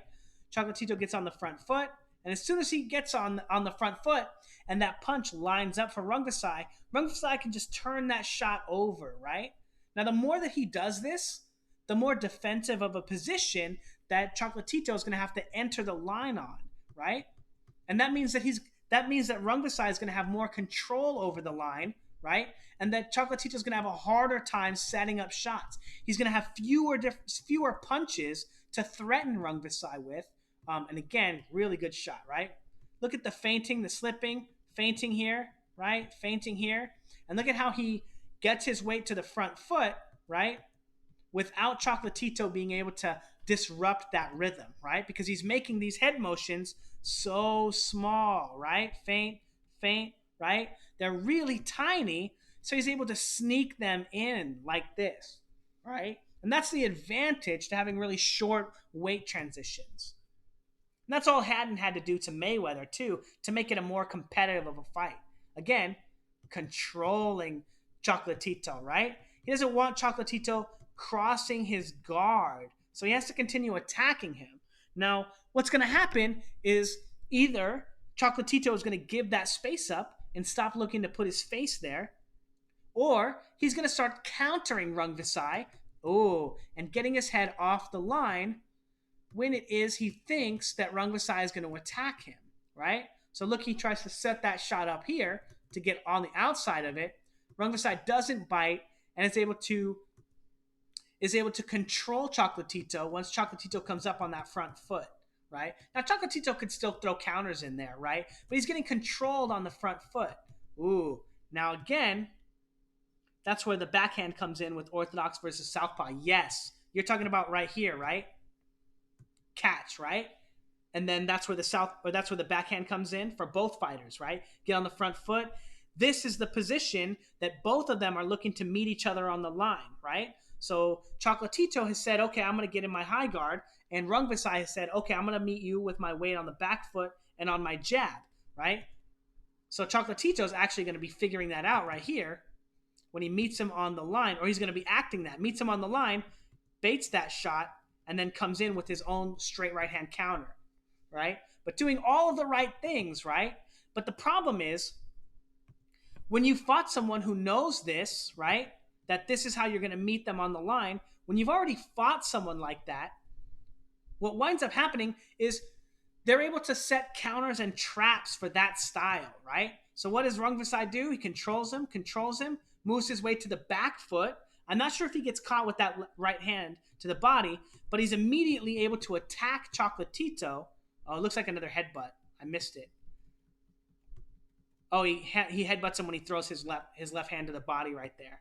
So that's unfortunate for Chocolatito, because that's going to also make Chocolatito less interested in getting on the front foot, right? And I know that feeling right there, I know that's exactly what Mike Tyson was feeling when he fought Evander Holyfield, and he was complaining about headbutts too. He's like, man, I lost the first fight to headbutts. Now they're already showing up in the second fight. What can I do? I have to find a way to fight around this. And it's a difficult position, because if he hasn't had to practice against someone who's taking lead foot dominance against him, or doesn't have as much control, good work here. Right hand, boom. And then look at how he controls him, right? Jab, straight right hand, and then controls him with the straight right hand to get his weight back off the line. Really clever from Chocolatito there. I hope Rungvisai comes back. It looks like he has lost his motivation. You know, for a fighter that basically threw his career away before the first Roman Gonzalez fight, yeah, I can see that being something that happened, right? Because he, like he said, he didn't even expect to win the first Gonzalez fight, so he didn't even train for that fight. So you can tell that, yeah, he's probably not the most dedicated fighter. But again, looking to attack that front foot, right? Both of these guys want to be on the front foot. And look at Chocolatito, actually pretty clever here, right? Forward, back, right? And then shoots that straight right hand. He fought Orthodox against Estrada. I didn't even actually see that fight. I should check that out. Boom, boom. Now, good work from Gonzalez here, right? Meeting Rungvisai on the line, right, with the straight left hand. Now, Chocolatito has won a lot of fights like this, with this kind of craft, with this kind of moving on and off the line, with this kind of motions, right? Forward, back, forward, into the straight right hand, right? Forward, fighting off the front foot, good timing, right? Good craft, just kind of rolling into this shot, right? Back, forward, back, forward, disguising his attacks, right? But why is it that Chocolatito is not an A-level fighter, right? Because he's pretty good, right? He's pretty solid. Good active guard, setting up his shots pretty decent there. But why is he not an A-level fighter? Well, when you fight other fighters, Rungvisai is able to see this shot coming, right? He's able to pull away from that shot and then come back with his own left hook. So in spite of the fact that Chocolatito is doing a good job disguising this attack, it's not enough, because Rungvisai understands boxing positioning as well, right? He's seen this tactic. He knows how his weight transitions work, and he's able to automatically start setting up a counter. So that automatically puts Chocolatito in a position where now, instead of being in this position and throwing this straight right hand, he needs to feint that right hand and come back with his own left hook to counter Rungvisai's right hook, right? And that's the position that he's going to find himself in. The second fight, he fought Estrada Orthodox, and he got completely outboxed until the last 2 rounds. switched back to southpaw and won those. Very strange game plan. Yeah, that is strange. Yeah, I wonder why. Now again, coming forward, right? Look at how Rungvisai is able to change head positions without punching, right? Feinting, giving Chocolatito different looks, right? And then kind of walking him into this straight left hand. I think he gets timed moving to the back foot, right? Yeah, by Chocolatito, and then moves into the front foot to counter, right? So really showing an understanding of where he wants to be in the position of in relation to Rungvisai at all, or in relation to Gonzalez at all times, right? And not giving Gonzalez any real ground, right? Great work there. Coming forward, feints him. Now Chocolatito can only move to the back foot, right? But he doesn't get completely off the line and winds up getting caught with that body shot. Actually, it looks like he blocks it, but Rungvisai doing a really good job of putting pressure on Chocolatito with these weight transitions. Ooh. Chocolatito doing a good job landing that hook right there. Timing Rungvisai on his forward back motion. Forward, back, forward. Timing him right there. Gonzalez showing that he has a very solid understanding of this position as well, right? If he's able to do stuff like that, walk him into these timing shots, why is he not more successful in this fight? Why does he get knocked out, right? And to be honest, it's mostly just because he's not actually feinting as much, right? He's looking to use his weight transitions and his body mechanics to do most of the work for him. And in the most of the fights, yeah, you're going to get away with allowing your body mechanics and your natural rhythm to set your offense up, your natural rhythm to work your opponent over for you, right? But sometimes you need to do that manually. You need to feint and probe and get your opponent out of position. But as you can see here, Chocolatito's not doing any of that. He's the one getting controlled, right? He's the one getting controlled and walked into punches, right? Control, walks him into that left hand to the body, right? And that might not be a hard shot, but again, he's doing much less to control and threaten Rungvisai than Rungvisai is. Now, there are a lot of reasons why that's really important information and why so much of that stuff winds up becoming like a snowball effect. Good work there from Rungvisai. So this is why Rungvisai is able to beat Chocolatito, because Chocolatito is doing a good job of timing Rungvisai, but Rungvisai is able to see that coming, get to the front foot before that left hand, right? So Chocolatito's trying to time him on that front foot, right? So he's trying to time him going from the back foot to the front foot, but Rungvisai sees it coming and is able to time him with his own shot. Now again, this is the point where Mayweather would say, okay, I've been doing enough non-probing, non-feinting attacks, right? That my opponent's starting to catch up on them, so he does start feinting. Let's see if Chocolatito does. No. Nope. He looks like he's just getting beat up. Let's see. Next round. Next round. So again, they're timing each other on their body mechanics right now. It looks like Rungvisai has the advantage, right? He's actually starting to get the jab in, as you can see here, controlling him and landing the jab, isolating Chocolatito's position, and making it more easy for him to set up his punches or figure out that punches are coming, right? Get into a defensive position. But now Chocolatito starts throwing some probes, okay? Give him some shots, get him to the back foot, land a straight left hand. Ooh, now dangerous from Chocolatito. Gets on the line, gets out of the way of that guard, of that jab that he thinks is coming, and then gets stuck on the line for 3 weight transitions. Got away using his superior weight distribution, but his boxing IQ wasn't all that great. Yeah, exactly, right? But he's a very talented fighter. Really, really good body mechanics. But then, he started fighting someone. I don't want to say it's because he fought someone bigger than him, right? But when you fight someone who's as good as you at that, right? Or can match you at that, yeah, you're going to have to use your boxing IQ to set your shots up. And Chocolatito, in spite of the fact that he's got great weight transitions, he goes from the front foot to the back foot really well. Like, look at this, right? Great shot right there, right? Right hand, look at where his head is. Left hand, look where his head is, right? Left hand, look where his head is. Great weight transitions, but he's actually getting stuck on the line so long that he's getting countered each and every time he goes into into the fray with Rungvisai, right? Whoa, man.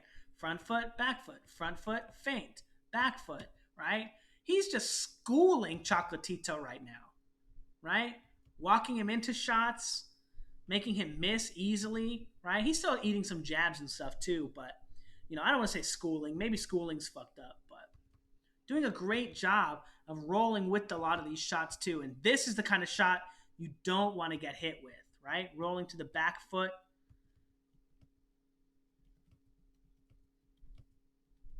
Boom, right there. That's a knockout shot right there. That's a big problem for Chocolatito. Front foot, back foot, right? So Chocolatito, when he shoots this jab here, he goes from the front foot to the back foot and gets walked into that. Very dangerous. But man, this is an action-packed sequence right here. Great boxing, to be honest. Really, really good stuff. Again, Chocolatito trying to come forward, right? Back, transfer his weight to the front foot, transfer his weight to the back foot, and now Rungvisai looking to attack him when he's going on the back foot now. Front, back, right? So let's see how much of a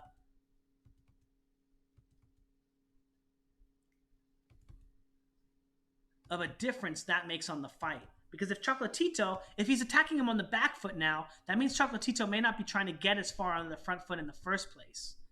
Decent feint here with the straight left hand, right? Trying to get him to turn away from that shot so he could throw the right hook to the body, right? But Rungvisai is just kind of really, really dominating the action right now. Boom, boom. Yeah, he's getting all the dominant positions. And Chocolatito's not doing enough to control Rungvisai, right? Again, still able to time him sometimes, but for the most part, he doesn't have enough control over Rungvisai to stop Rungvisai from landing punches basically whenever he wants, right? Forward, control. Now he's trying to transfer his weight to the back foot, eats a body shot, weight to the front foot, eats another body shot, and then gets controlled. He's just falling ever so far behind. And that's because Rungvisai has such great weight transition. Look at that, man. Right? Look at where his head is right here. Right? Transfers his weight, gets his head to the other side of his opponent, crosses his weight again when he slips and pivots. Really good work, man. To be honest, I'm surprised more people didn't pick Rungvisai to beat Roman Gonzalez in the first place. I wish I remember what the betting odds were on that fight. Because I really wish I would have bet on that fight.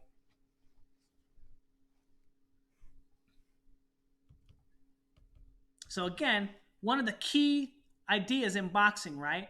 Asking your opponent a question, right, before you transition your weight, before you commit to something.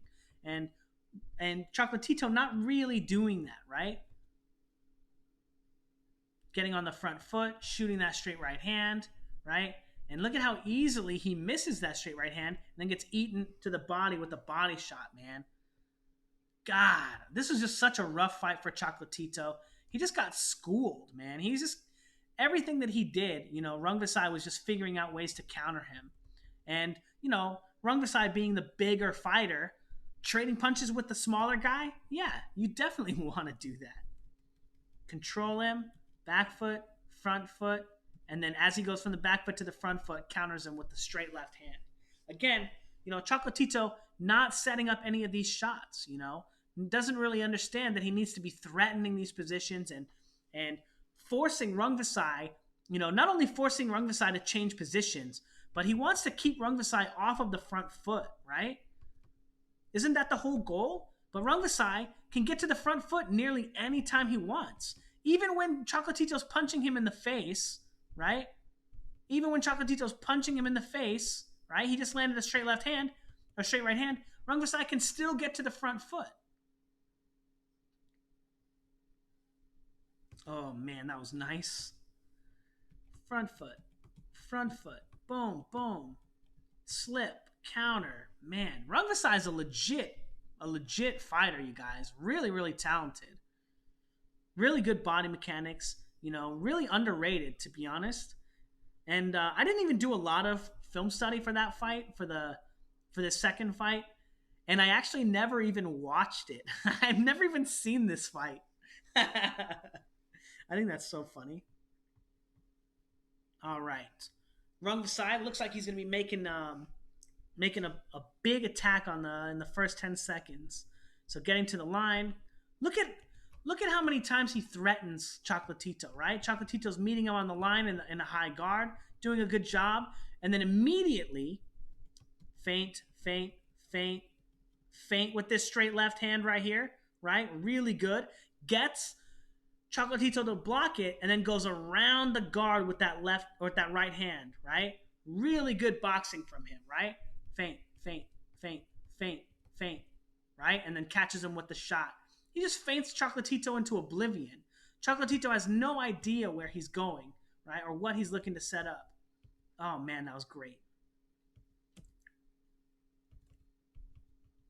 And then again, Chocolatito back, Roman Gonzalez, right? Back, forward, back, and he's about to go forward. And Chocolatito is going to try to time him with that straight left hand or that straight right hand, but Rung Visai is able to see it coming and slip it and land his own counter punches, right? Make two punches sound like one, right? Forward, slip, right hand to the body. He's just decimating Chocolatito. Chocolatito has no idea how to get on the line and land any shots with him. Boom. And part of the reason for that, right? And this is why Mayweather constantly looks to hold and grab you right after he throws punches, right? So if he was Mayweather here, he shoots that straight left hand or that straight right hand, and then he just has to grab him and control him so he doesn't eat these shots. Yeah, he's in the zone. Oh yeah, dude. This was his fight. There was no way he could lose this fight. He's just absolutely dominating him now. Again, great work right here, right? Gets to the front foot. Look at feint, feint, feint. Look at Chocolatito try to block that straight left hand that doesn't come, and then he goes around the guard with that right hook right there, right? And I don't think it lands, right? But feints him, right? Chocolatito tries to block it. Now he's out of position for the next position that Rung Visai is going to put himself into. Ooh, great work right there. Forward, back, control him with the right hand, and then throw the left hook. He's just completely schooling him. Oh my goodness.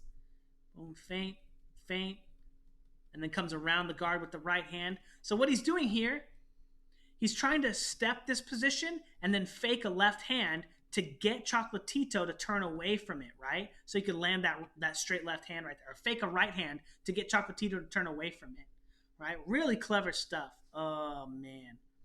Front, back, front. Oh, look at how sneaky he is.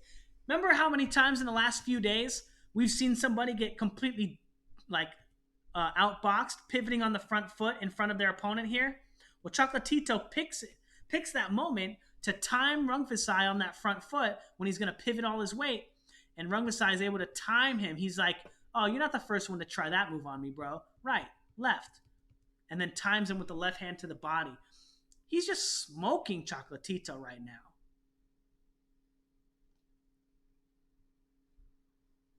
But high-level stuff nonetheless, right? Chocolatito, don't get me wrong, Chocolatito's still a good fighter, right? But his inability to cross the guard and feint and probe and do stuff that doesn't require punches, right, is just not on that level, right? He just needs a little bit more craft, a little bit more like feinting and probing to really put himself into how do you say it? Into that A-level territory, right? But he's not able to get Rung Visai out of position so that he can land any shots. And look at him. He's just dominating him, right? All these punches are so easy for Rung Visai to see coming because he understands where Chocolatito's weight is. He can time him really well with punches and control so he can land that right hook to the body. And man, does it look like he's just pounding him with that shot over and over and over again. I actually don't know what punch he's going to knock Chocolatito out with. I just know that he does eventually.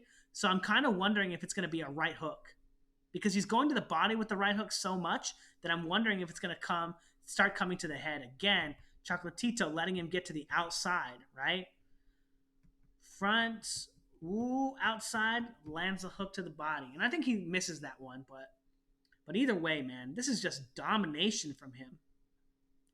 Rungvisai is just he's just kicking his butt right now. Great work again, right? Now that he's in the zone, control him with that lead hand, get to the outside, take a dominant position, punch him in the dick, no mercy. Take no prisoners. Oh man. Again, he knows exactly when it is that Chocolatito is looking to attack, right? When he gets that weight on the front foot so he can finish that weight transfer. And again, just good body mechanics from Chocolatito. What's up, Squared Circle? How you doing, Chief?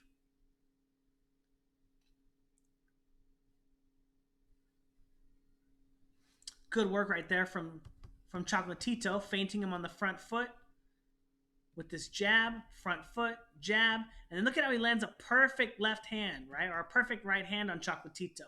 He knows, or on Rungvisai. He knows exactly where Rungvisai's head is going to go when he slips, right? Again, understanding body mechanics, he's really good at that, but just not feinting enough to really put a dent in Rungvisai's weight transfers, right? He has nearly no actual control over Rungvisai. Oh, what's up, man? Oh, is it on your phone?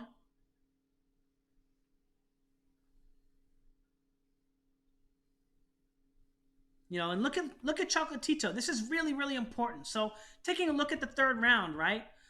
How is it that Chocolatito is looking to cross Rungvisai's guard, right? We know how important it is that he gets to the front foot, but how is he trying to get to the front foot, right? He's not really, right? He's not really looking to occupy and stay in that space. Well, it looked like he tried to stay there when he shot that straight left hand that Rungvisai perfectly pull countered. Yeah, bro. Yeah, bro. Even though Chocolatito lands that shot, this is still a great pull counter on him. And again, Chocolatito walking into another pull counter. Front, back, front, back. Oh, 1-2. Okay, good work from Chocolatito, actually. Pulling him into the pull counter. Ooh, and then Chocolatito getting stuck on the front foot and getting raked with punches. Good work there with his left hand to the body. Even though his left hand to the body is kind of like wild, I think it looks really nice, man. Boom. Whack. I think he's got a really good left hand. But yeah, Chocolatito's, he's looking to spend too much time on that front foot for him to really be able to beat Rungvisai.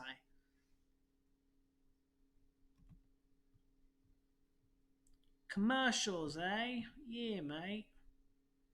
Rungvisai got those 2 rounds. Okay. So round 4. I don't know how long this fight is, but we're going to try to get through it all. Ooh, good work right there from Chocolatito. So Rungvisai feints him, crosses the guard. Chocolatito controls that lead hand, or that right hand, or the left hand of Rungvisai. And then as Rungvisai is going to the back foot, Chocolatito catches him with a straight right hand. That's really clever right there. That's actually really good boxing.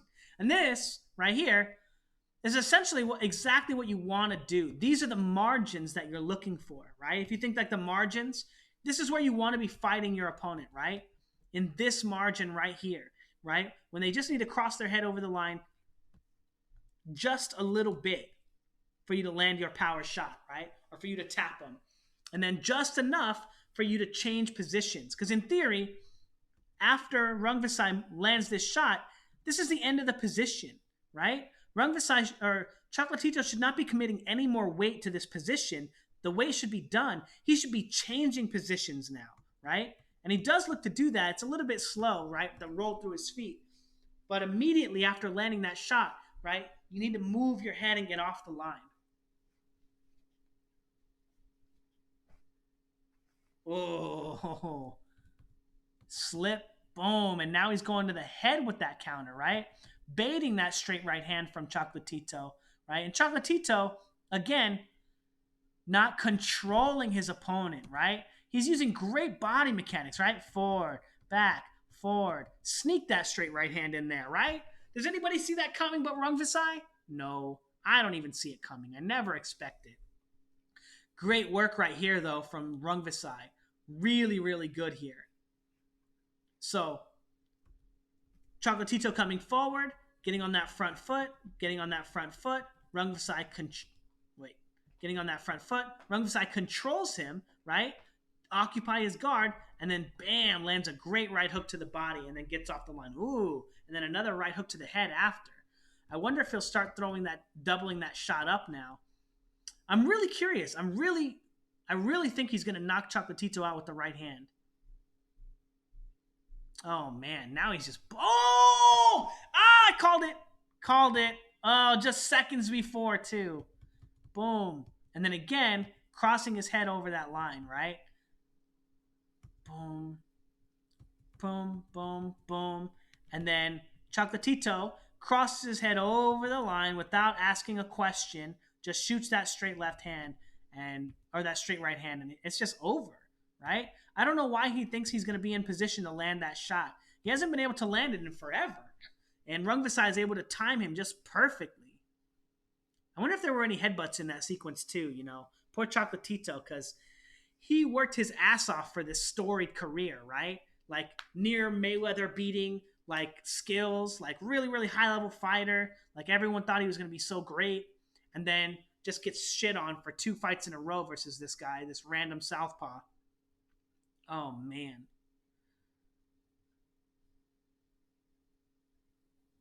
But yeah, it looks like Chocolatito has the same problem that a lot of fighters have that fight on the front foot. That he gets stuck on the front foot when he fights, and that's going to be a big problem for every southpaw that he fights, right? So when he throws his left hook here, right, he's still on the line. Oh God, and that shot was just so good. Boom, lights out, man.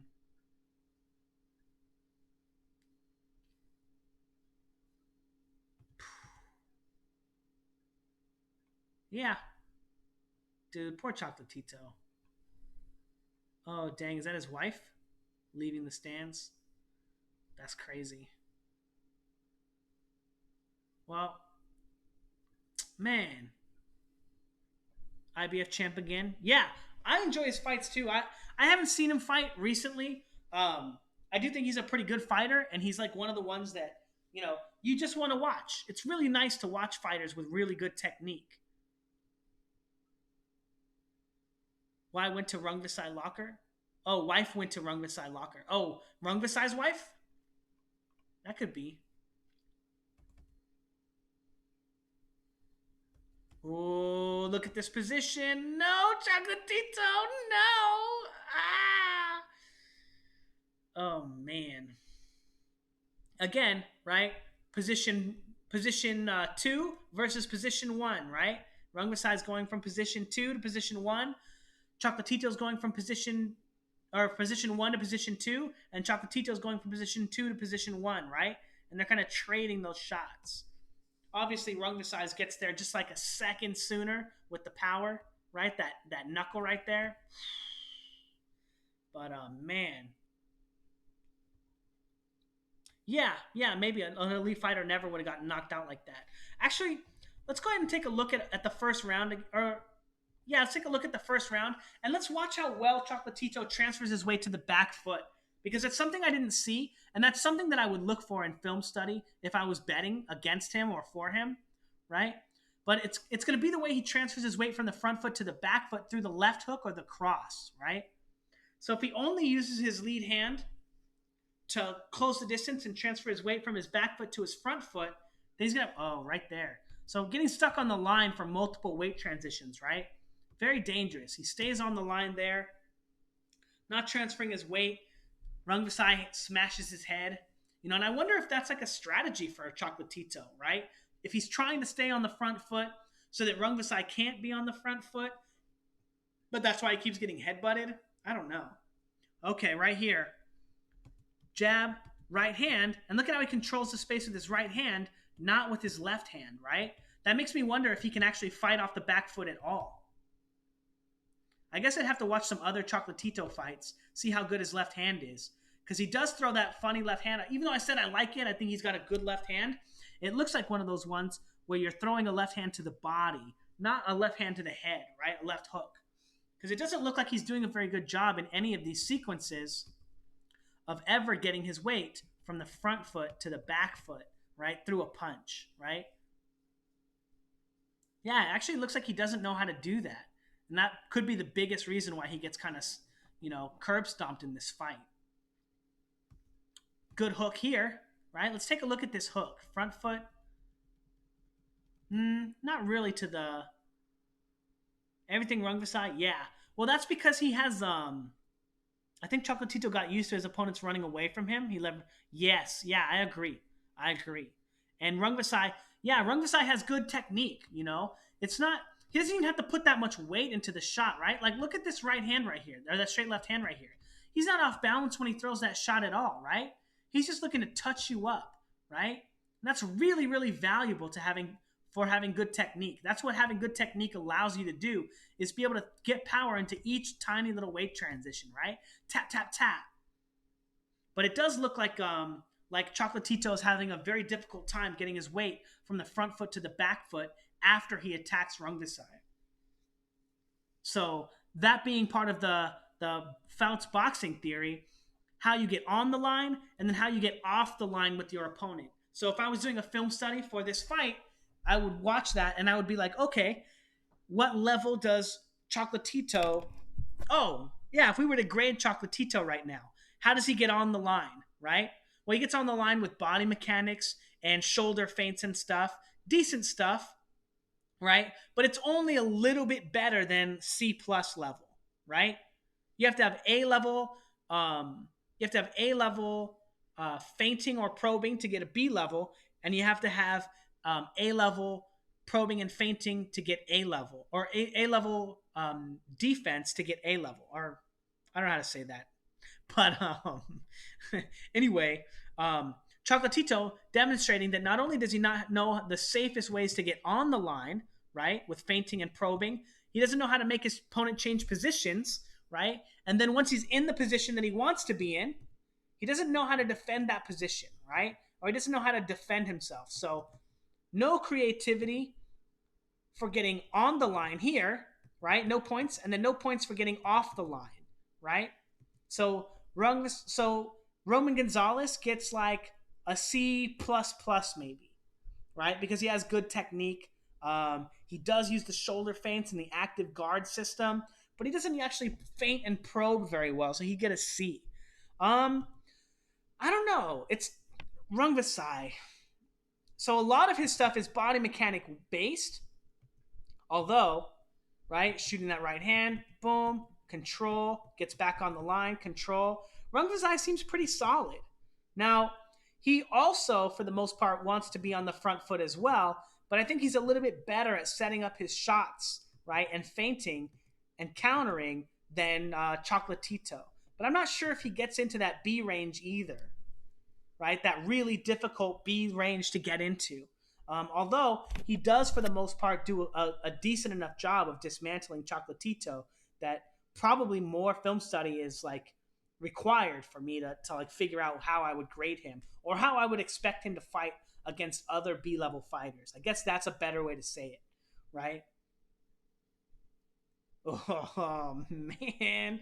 Boom, boom, bow. Just killer, man.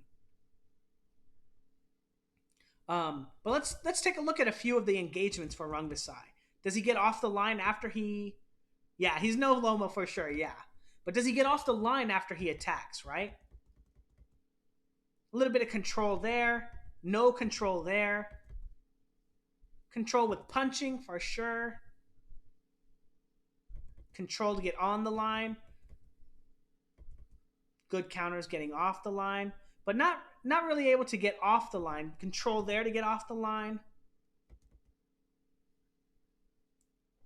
I don't know. To be honest, it's probably tough to say against Chocolatito because he was beating him so badly that he's not really looking to get off the line. So I don't know.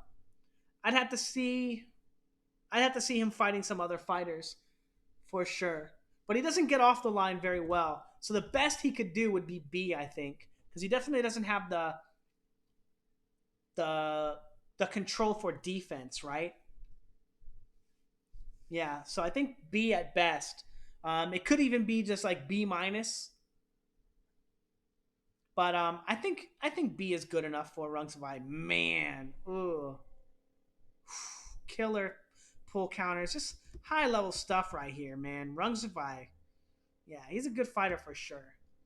Estrada over Gonzalez. What's up, man? Um, I'm actually not sure. I'm not sure. I don't know that much about Estrada. Which Estrada is that? Let me see if I can Google that real quick.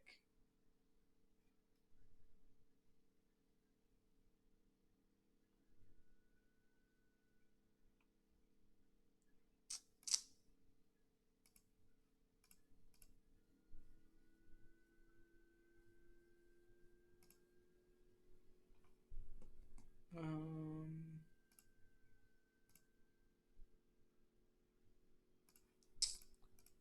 okay, who's that? Roman Gonzalez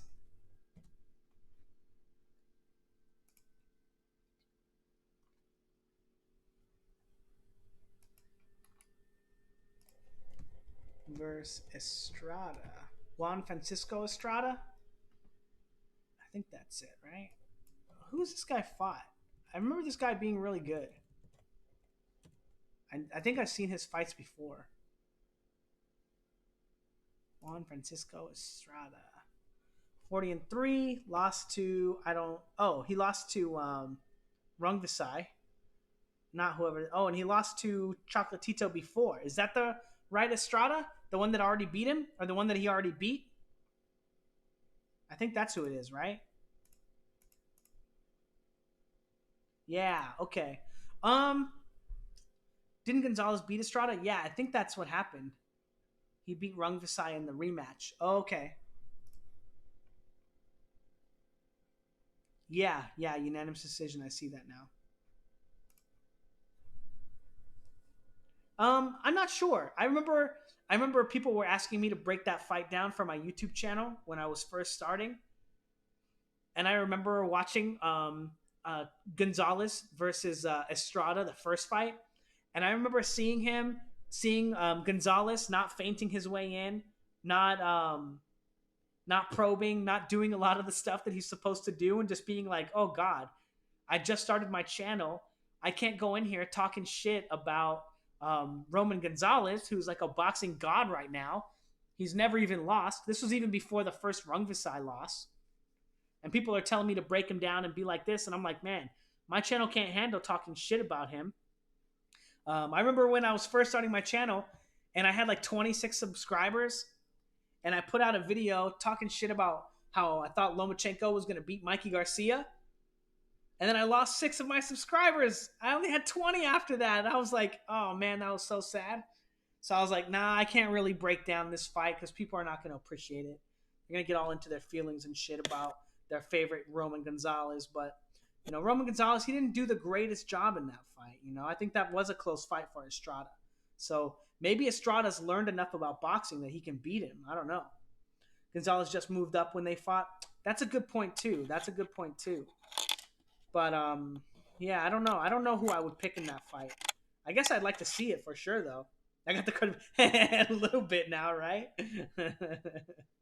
Yeah, I noticed that a lot of the trolls and stuff don't come to my channel anymore. Since the quarantine, though, I've been getting a few back. People who look at like old videos and stuff. Like I had one guy say that I don't like. He was watching the Billy Joe Saunders one where I picked Lemieux to beat Billy Joe Saunders, but not because of boxing, because of a technical reason, because his the way that he steps with his jab, he gets stuck on the front foot, and because of that, I picked David Lemieux to beat him with the left hook, and that was a savage beatdown of a fight. And the guy saw my prediction of it, and then you know threw me to the wolves. But yeah, anyway, I don't know. Anyway, sorry that you just got here, bro. You kind of missed the whole stream. It's been like 2.5 hours. I'm not sure how much. I don't think I want to do anymore. I kind of just wanted to iron out some of that stuff and then figure it out how to do some streams. But for you guys that are interested, for my Patreon, I'm gonna be doing training videos like this, um, in this style on my Patreon through the webcam. I also have a webcam. I'm not sure if it'll show up. What's up, guys? Hi, guys. So I'll turn on my webcam, and then I'll be able to kind of do like tutorials for boxing technique and stuff. And what I'm hoping to do is kind of give kind of give boxing demos online live to you guys and teach you guys how to throw punches, teach you guys how to correctly use your body mechanics to wind up in the correct positions, so that you can get in the ring with your opponent and fuck them up. You know, get in there and learn how to hurt somebody. Anyway, um, yeah, thanks for hanging out with me, you guys. I appreciate it. And yeah, maybe I'll be doing like a stream on YouTube, like once a week or every other week or something. Um, and I can watch old fights together with you guys. But I want to be doing Patreon, like at least once a week, a Patreon video where I might put a drill out one week. Oh, for sure, man, for sure. And then I'll put a drill out one week, and then the next week I'll look at people's training videos. So if you guys want to post training videos there during that time, I can take a look at them, critique them, tell you what you need to work on. And if I have yeah, thank you, man. And if I have a gym with me in which I can kind of show you guys what I mean, the difference between that stuff, I'll be able to demonstrate those techniques against the heavy bags or the speed bag or whatever. And yeah. But anyway, let me know what you guys think in the comments below, and thanks for hanging out with me today. Um, I may do another stream tomorrow just because I'm only working half days at work. And actually, I'm not even sure if I'm going in tomorrow. So maybe I'll do another video, another stream tomorrow. Oh, shut, bro. I'm about to actually cut out right now. I know, I know. But I'm actually going to set up a stream. I guess, yeah, I'll set up a stream tomorrow too, where I can do some fights. I'll put a post up on YouTube, and then you guys can kind of in the comments of that post, if you guys want to say what fights you want to look at. Older fights are better just because copyright stuff is less frequent. But yeah, let me know what you guys want to see tomorrow, and we can go over it and chat, kind of check it out. Yeah. All right. Cool. Cool. Cool. Well, yeah. Thanks for hanging out. And yeah, thanks, guys.